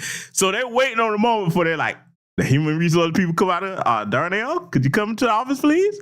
You sit there like, damn, what the fuck? What they want me, man? I ain't call you in there, they give you the talk. Darnell, you know the policy about smoking weed. Now, yeah, we caught you. We're going to have to go ahead and piss test your buddy. And even after that, well, we got the evidence right here. What you mean, man? You might try to start playing it all. Darnell, come on, Darnell. Stop it. Now, see these screenshots right here. This is your Facebook, Darnell. We see you. You've got 2, 3, 4 blunts in your mouth. You got big booty whores over there. And, oh, my God, is that my daughter? Oh, Darnell, your ass, your black ass is fired. You know what I'm saying? I mean, look, I got jokes. I'm trying. I have to put some humor in it. I'm telling y'all, man, keep your social media private. Don't let these people know you have social media. Ain't none of their goddamn business. Especially for you that like to share every damn thing. And if there's any Darnells in my chat, because there might be some, you know, some of y'all playing in the snow over here. Don't think I don't know that. Listen, if you, the Darnell that I'm talking about, and you smashing your white boss's daughter or something like that, you know, or his wife or whatever you got, hey, man, come on, dog. Come on, man. Your Facebook should be private. You shouldn't even have no, look, use a fake one or something, or you going to put your coworkers on that. Then, you know what I'm saying? Your personal shit where you on there, hey, man.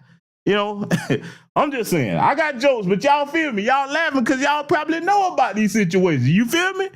You know what I'm saying? Yeah, we try to have a little bit of humor over here, but y'all get what I'm talking about. Salute to the good brother Kermit S. Wingfield over here. But bottom line, man, I don't want my people trusting these folks, man, on these jobs because they're always looking to get you out the paint, okay? They're always looking to keep a uh-oh folder on any of us. And look, here's the thing. The more successful you are, the worse they hate you. I've told y'all many times about how, like, when I travel, you know what I'm saying, I catch flights from here to there, wherever. You know, I usually fly first class or business class. They always want to know what you do. And I'm like, you know, I just say something. If I say anything at all, because a lot of time I just put my headphones on. I want to hear you. You know what I'm saying? Or if I say something, I say the most ignorant shit. Oh, yeah, I paint pit rocks and sell them. I think, you don't need to know what I do for a living. You not telling me about what you do. I flip the conversation. What you do? Let's talk about that. You know what I'm saying? Yeah, you know, they don't never tell us what they do at all. Anytime they see a black person somewhere where they think we ain't supposed to be, they come go investigate. And I'm like, man, get your pale ass out my business, man. Shit, when you start telling my people all the things that you got going on and helping them up, then we can have a conversation. Till then, don't ask me about what the fuck I do. I paint pit rocks and sell them. That's all you need to know. So let it continue. Big homie, we've all heard a lot about these freak-offs. Most people I've talked to say, well, there were layers of parties that Diddy would throw. There was the public one with all the glamour and all the celebrities and stuff, and then there'd be various layers ending up in the freak-off area, and that would go on sometimes for days and was extremely depraved, involved a lot of drugs, a lot of very kinky, depraved sex and so on. What can you tell me about the freak-offs? For those who don't know anything about this world, what was it about the freak-offs that is so fascinating to people, do you think? What people have to understand is swinger parties exist. And that's exactly the lifestyle that this gentleman lives. He's a swinger. And swingers hang with other swingers. That's what it is. Like, the term freak off has become sensationalized by media, but what the true nature and name for this event is going to be called a swinger party, Piers.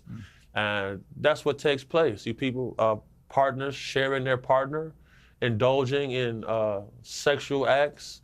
You know, as long as things are consensual, you know, what people do is their business. But if I'm getting a call because somebody's applying oppression on other people, that's when things become a problem. And, you know, I had sent in a video of the guy, Combs, walking around, collecting everyone's cell phone before they get onto a yacht to go party. Why do you have to collect everyone's cell phone before you go onto a party? He's collecting the phones himself.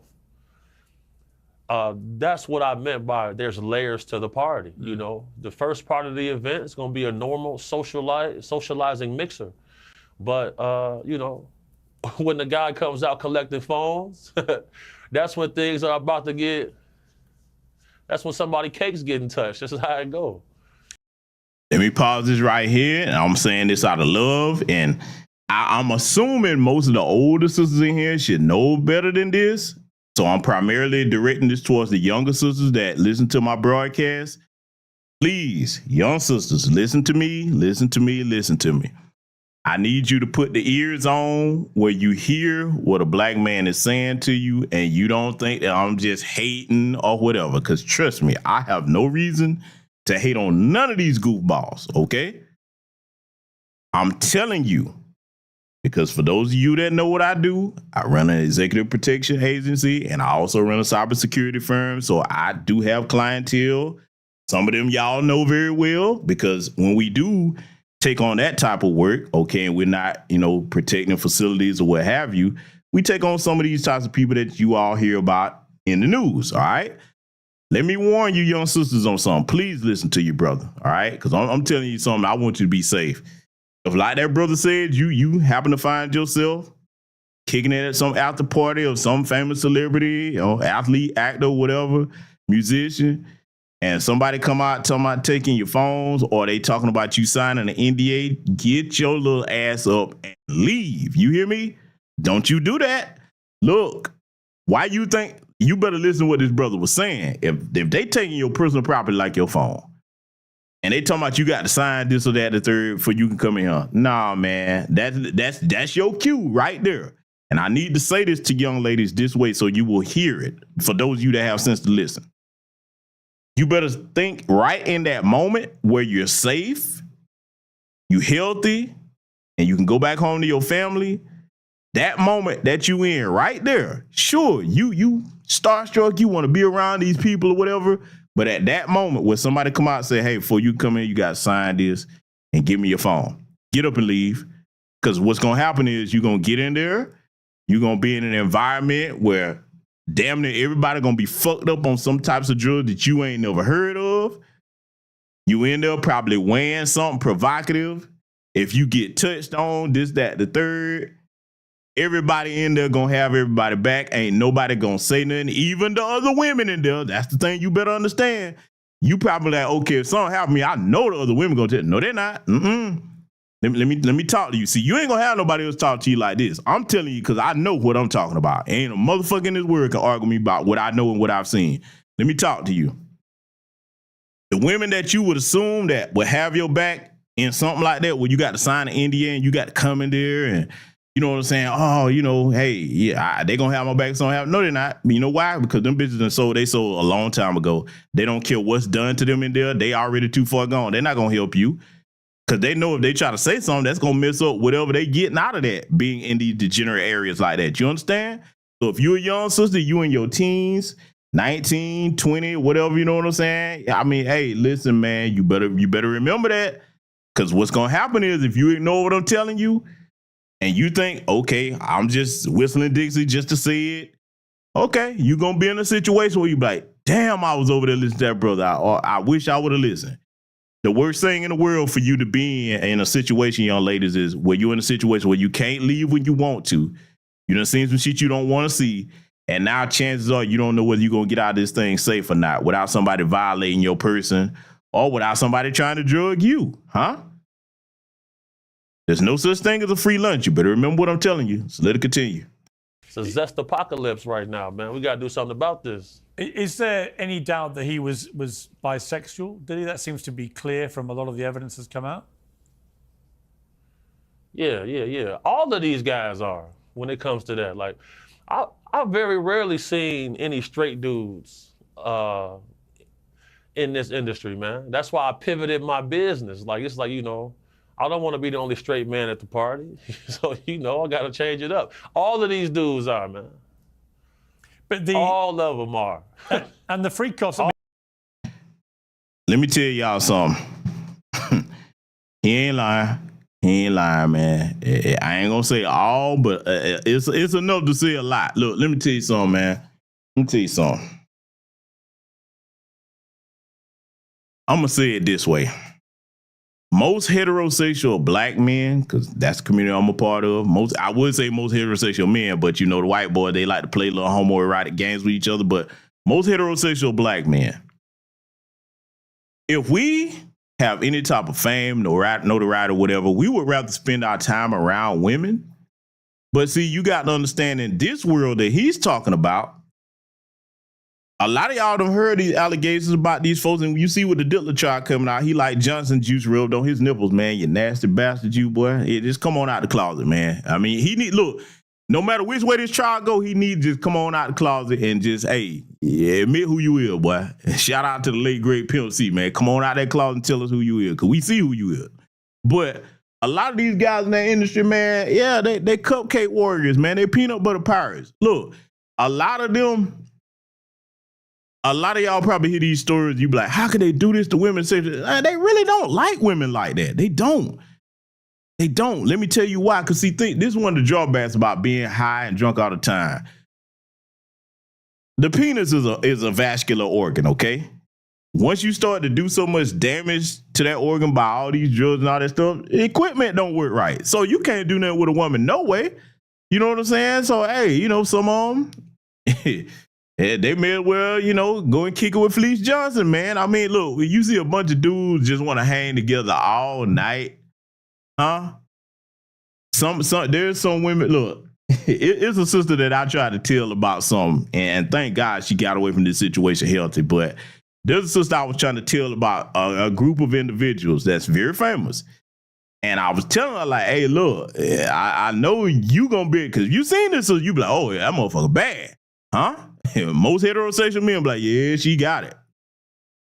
Most women like that, hey, yeah, they can find their ways and get into certain places like that. And I told her, I said, look, man, I know you gonna be able to get in there, but you they ain't what you think they are. So I like, you all right. So she messed around and finessed her way in there, man. And about a week passed, and she called me telling me about, I said, didn't I tell you? I like, man, see, look, y'all better understand me. I'm the type of brother where I'm gonna tell you the truth whether you want to hear it or not. I'd rather you be mad and I give you the truth versus me lie to you. Especially if I have knowledge on something, I say, I tried to tell you.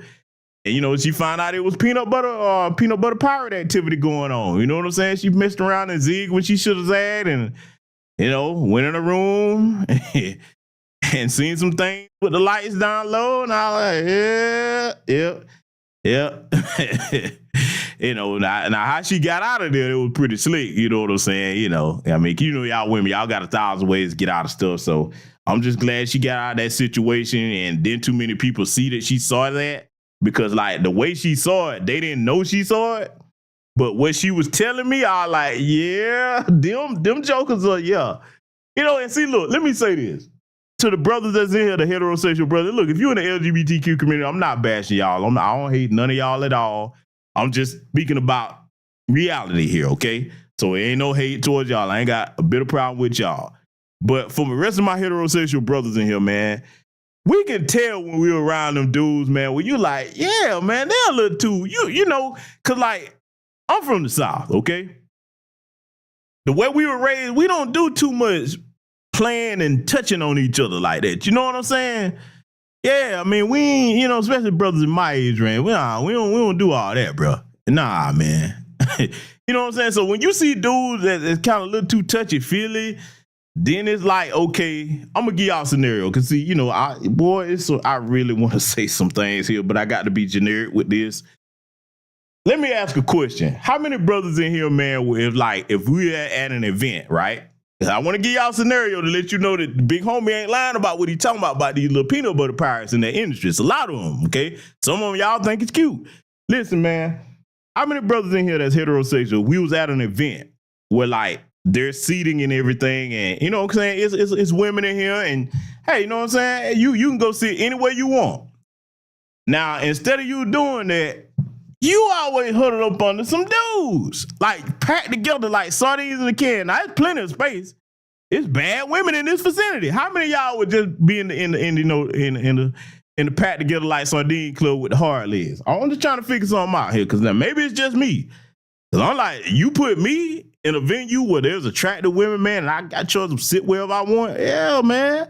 I ain't trying to sit next to my partner with legs like mine. Now, if I didn't already come to that event with something, okay, and chances are with me, I'm going to enter in there with something, you know, that's pretty attractive. I mean, that's just what I do. But I'm just saying, how many of y'all would be like, yeah, man, I ain't trying to sit next to them women. Let me go. Exactly. My lieutenant's a sausage party. Oh, man. Super sauce. Hey, Dad Miller TV got the triple thumbs down. You know what I'm saying? I mean, I'm just saying, man, look, some of this activity, boy, I want to say something so bad. That group that I'm talking about, a lot of y'all ladies be like, whoo, he's so fine. I'm like, you just don't know he don't like y'all like that. I'm telling you. Oh, man, look, I'm going to say this, man. Y'all start looking at some of these videos, okay? The music videos, go back and look at some of these past videos with some of these groups. And really just start studying some of the activity that you see going on, okay? Start looking at that. Look, let me tell you something. I'm going to take it a step better. For you ladies that like to go to these different concerts and some of these guys that y'all think attractive, hey, man, really pay attention to what they got going on before and after the show, okay? Just start observing some things and step outside of that. Ooh, this is celebrity. Nah, just start looking. And don't tell yourself that when you see certain things, you be like, oh, that ain't what it is. No, it's what it is. Always what it is. I'm telling you it's what it is, man. Dude, man, y'all, boy, you know, I better stop before I get in trouble, because, boy, all I'm saying is it ain't what y'all think it is. The dude ain't lying, man. It's a lot of, you know, it's a lot of rainbow routers. You know what I'm saying? And here's the problem with it, though.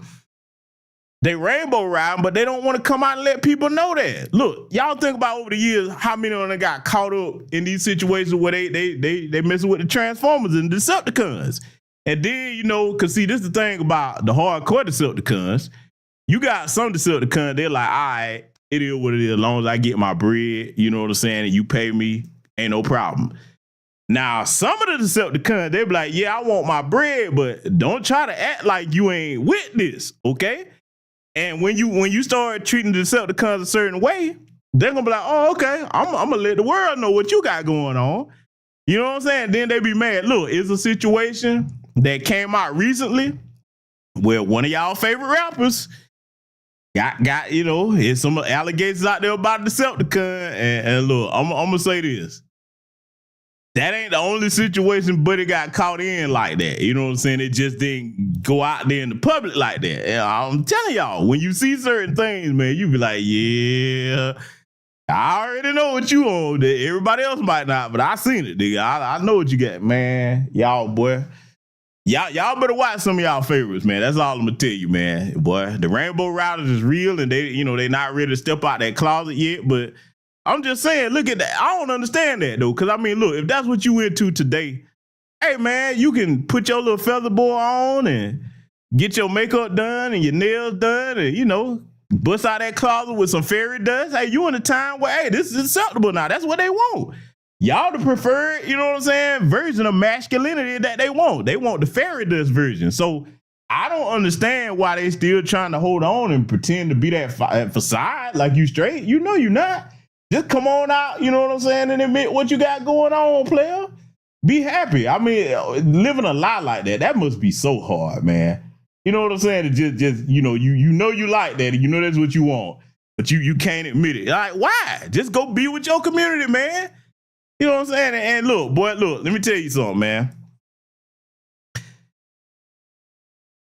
It's certain ones of y'all favorites, ladies, that's like that don't want to come out of that fairy dust closet, that if you knew, boy, you would be ready to fight. I think they would be in danger, because some of y'all, boy, y'all would be ready to kill them, boy. As much as love y'all with some of these jokers, boy, then you probably want to get me if I told who it was. I'm like, you know, hey, man, just pay attention. Just pay attention, man. That's all I'm going to say, man. Let's let it continue. All bisexual weirdos. Right, you're painting a picture of these freak-offs as being consensual largely, although the issue of the phones is obviously significant and will be tested, I'm sure, in court. But you're also suggesting that it was everyone sort of sharing partners. But isn't the key part of the Diddy case predicated on the fact that he may have been trafficking, in other words, bringing in a lot of sex workers to take part in these as well? And that he, for example, with Cassie Ventura, was, they were having, male sex workers, female sex workers, and so on. In other words, it may have been consensual, but it also involved people who were not, with each other, but actual sex workers joining in. Yeah. So, whenever you see the little guys, the white dudes come in with the spiky hair looking like vampires, yeah, the sex workers is arriving. And at the end of the day, is it consensual if you're promising people a career path and a lifestyle and glitz and glamour, and you're saying, look, we're all doing it. Come join us. You party with us, then I can get you a record deal. I can get you this. That's what's going on to certain people. Everybody isn't being financially compensated, and that's where lies the problem. That also goes back to having integrity, like I talked about too. And see, you know what the other problem is for the people like that he just described. These are the type of people that they don't have any faith in themselves that they can make themselves hot or bring their talent to the forefront on their own. They really don't. And that's what I love about this generation of technology and some of the young people. I'll say this. I see a lot more young people that like, hey, man, I don't need you motherfuckers. I ain't got to sign nobody's label. I ain't finna be nobody's punk. You know what I'm saying? No, man. You know what I'm saying? The young brothers and sisters out here, I like that, man. Because, like, look, you damn near got all the technology at your disposal to do whatever you trying to do today, okay? Damn near everything, with the exception of playing sports. Now, that you have to get on in the league, whatever your choice is, and do your thing. But as far as, like, the entertainment industry, yeah, as far as that music, nah, man, you can do all that stuff now in your living room. You got the right programs and, look, you might have to go take some classes or whatever to learn how to do that, but it'll be better than putting yourself at the mercy of these bastards here. You know what I'm saying? You end up in a situation like that. It's always a good investment to bet on yourself, okay? You know what I'm saying? Now, you might not get there as fast as certain people, but again, you better think about what I said earlier in this broadcast. Look at the price some of these people are paying to have that notoriety, that fame. And yeah, they got money, but they ain't happy or they're not happy. You know what I'm saying? And look, I'm gonna be honest with y'all, man. I don't even say this to be funny, because even if I don't agree with, you know what I'm saying, somebody's music or their ideology, I don't wish death on them like that. I'm gonna say this: some of y'all favorites that's out here doing some of this most degenerate stuff you've ever seen. It'll be very sad if in the future some of them end up unaliving themselves due to drug overdose or whatever, because they not happy, man. I'm telling y'all, man. It look like they having fun. No, they're not. No, they're not. No, they're not. Look, I'm going to tell you how you know it's always a bad sign, too. When it's somebody that, and look, here, let me give y'all something to look at, right? For those of you that have never done this. Look at some of these artists that's kind of doing the degenerate stuff. Look at what they used to look like before they was famous, and then start looking at how they look now. They look a lot older than they are. And a lot of these are young people. Because they done picked up all these different drug habits, drinking, smoking, etc. You know what I'm saying? And look, a lot of y'all be like, well, a lot of y'all just know about some weed, some cocaine, etc. No. It's other drugs out there, man, boy. Beyond X pills, Xanax, and all of that, man. Listen, man, that pink cocaine and crap they're talking about in the Diddler trial, man, that's just the tip of the iceberg. You remember when the Diddler, one of his little suppliers got caught, the little white boy that had all the drugs? I know that's going to come back up if it hadn't already, because I don't follow it every day. I catch bits and pieces of transcripts here or there. Like I say, I'm waiting on the final outcome of it. We going to see. But, when you in them circles like that, man, and everybody just hide their mind all the time, that ain't nowhere you want to be if you're not built for that, okay? I don't care how much fame you think you're going to get out of it or whatever. Nah. Do your own thing, man. Do your own thing and believe in your own talent. Because it would be better for you to do that and keep your peace of mind and your sanity and be safe than get caught up in something where now, hey, you got a situation on your hands where your life has changed forever and you could be sitting in a trial somewhere. You know what I'm saying? Now you got to worry about, even if you do go to this trial and you testify on this person, what if this person that made contingency to where, like, okay, if you do say this up here, remember I told you if you did this, I'm gonna make sure I do something to your family. You understand? So I'm just trying to get people to think, in case there's a young person listening to this and you might be that young person where they done came and wagged the offer in front of your face and you think, okay, I gotta take this because if I don't. No, you don't. No, you don't. There's plenty of other ways to go that you don't have to deal with no damn devil. Let's let it continue. Big Homie, you've referenced the fact that several times we tried to do this interview and stuff happened to you that was very concerning. Car with blacked out windows and so on, engaging with your vehicle and so on. Now that you've given this interview and you've gone public again and made it very clear what you think of Sean Diddy Combs, do you fear about reprisals? No, I don't fear anything like that. I'm very, very good at what I do, and I'm trained in everything dangerous. I knew what I signed up for. I'm very well aware of the risk. You know, I'm gonna go back into hiding after this, of course, but at the same time, me as a man, you know, I'm here to fulfill my duty. God sent me to do a job, and I intend to get that job accomplished. Do you think Diddy would want you dead?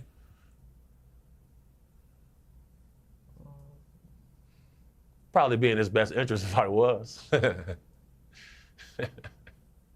Good luck with that, though. I've been proven to be hard to kill, though. Shout out Turn Up guys. Shout out to the guys.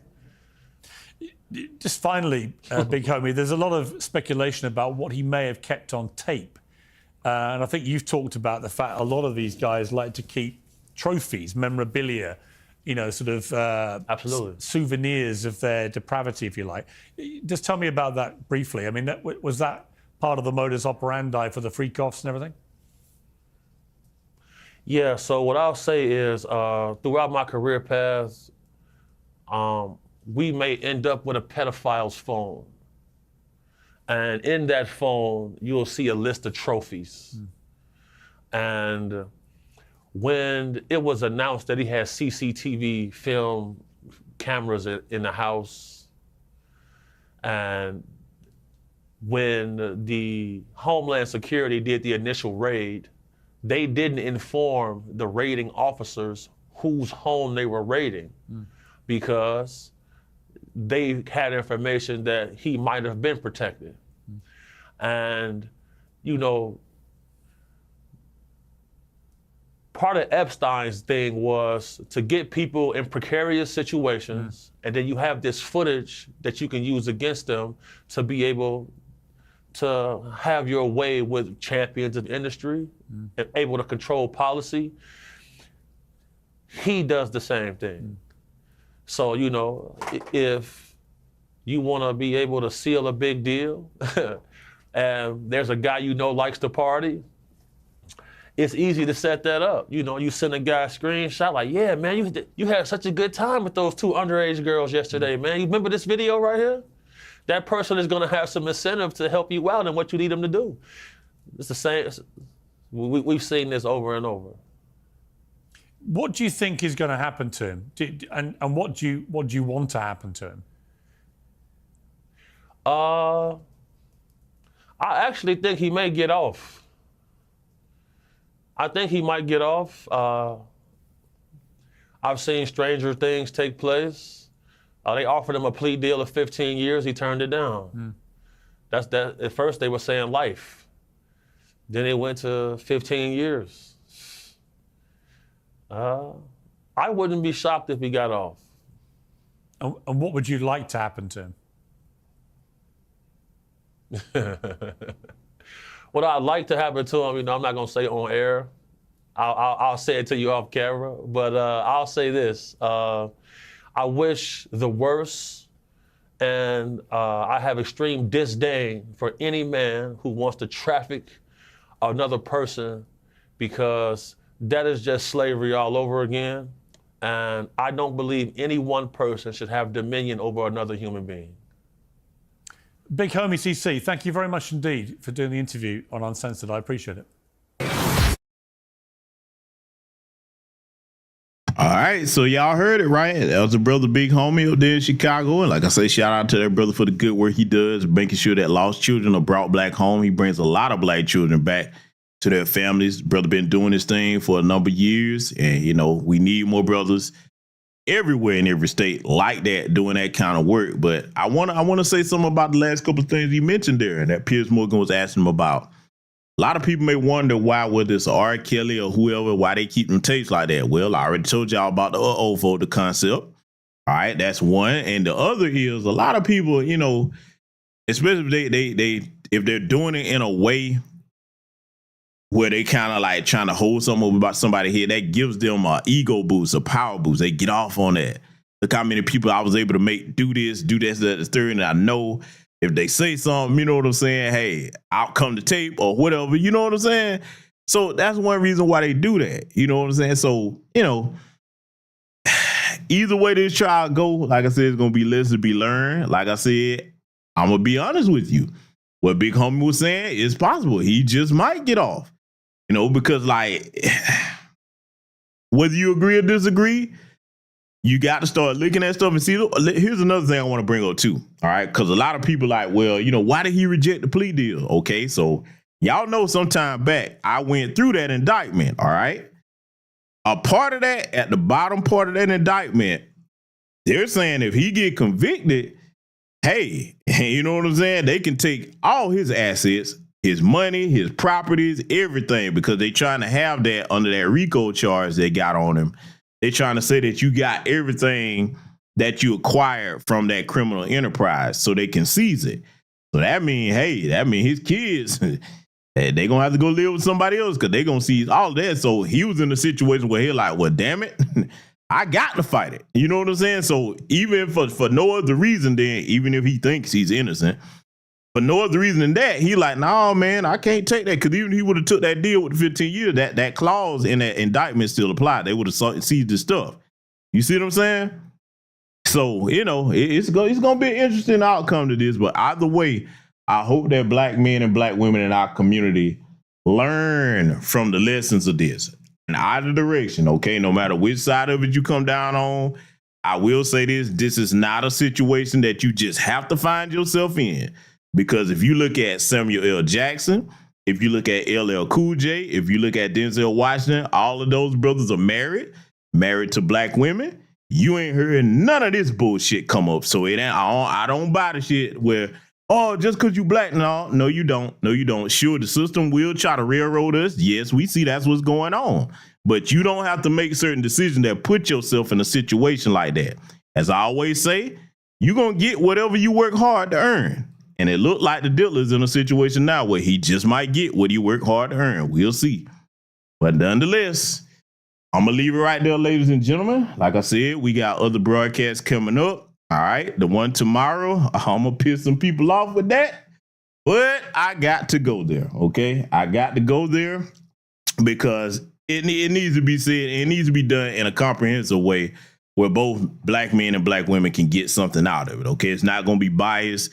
You know, this ain't the Circle Jerk channel where we just blame one side or the other. No, it's a lot to be taught about that. And you're probably not going to hear it explained like I'm going to do it tomorrow. Okay. It's going to be at the same time, 9:30 p.m. Eastern Standard Time. So with that said, thank you to everybody who contributed to the broadcast. Remember, ladies and gentlemen, we are a great and mighty people when we stay on code. And nonetheless, no matter what you do in life, understand that we will all be held accountable for the decisions and choices that we make. Choose wisely. Salute, Black first, and I will see you all in future content.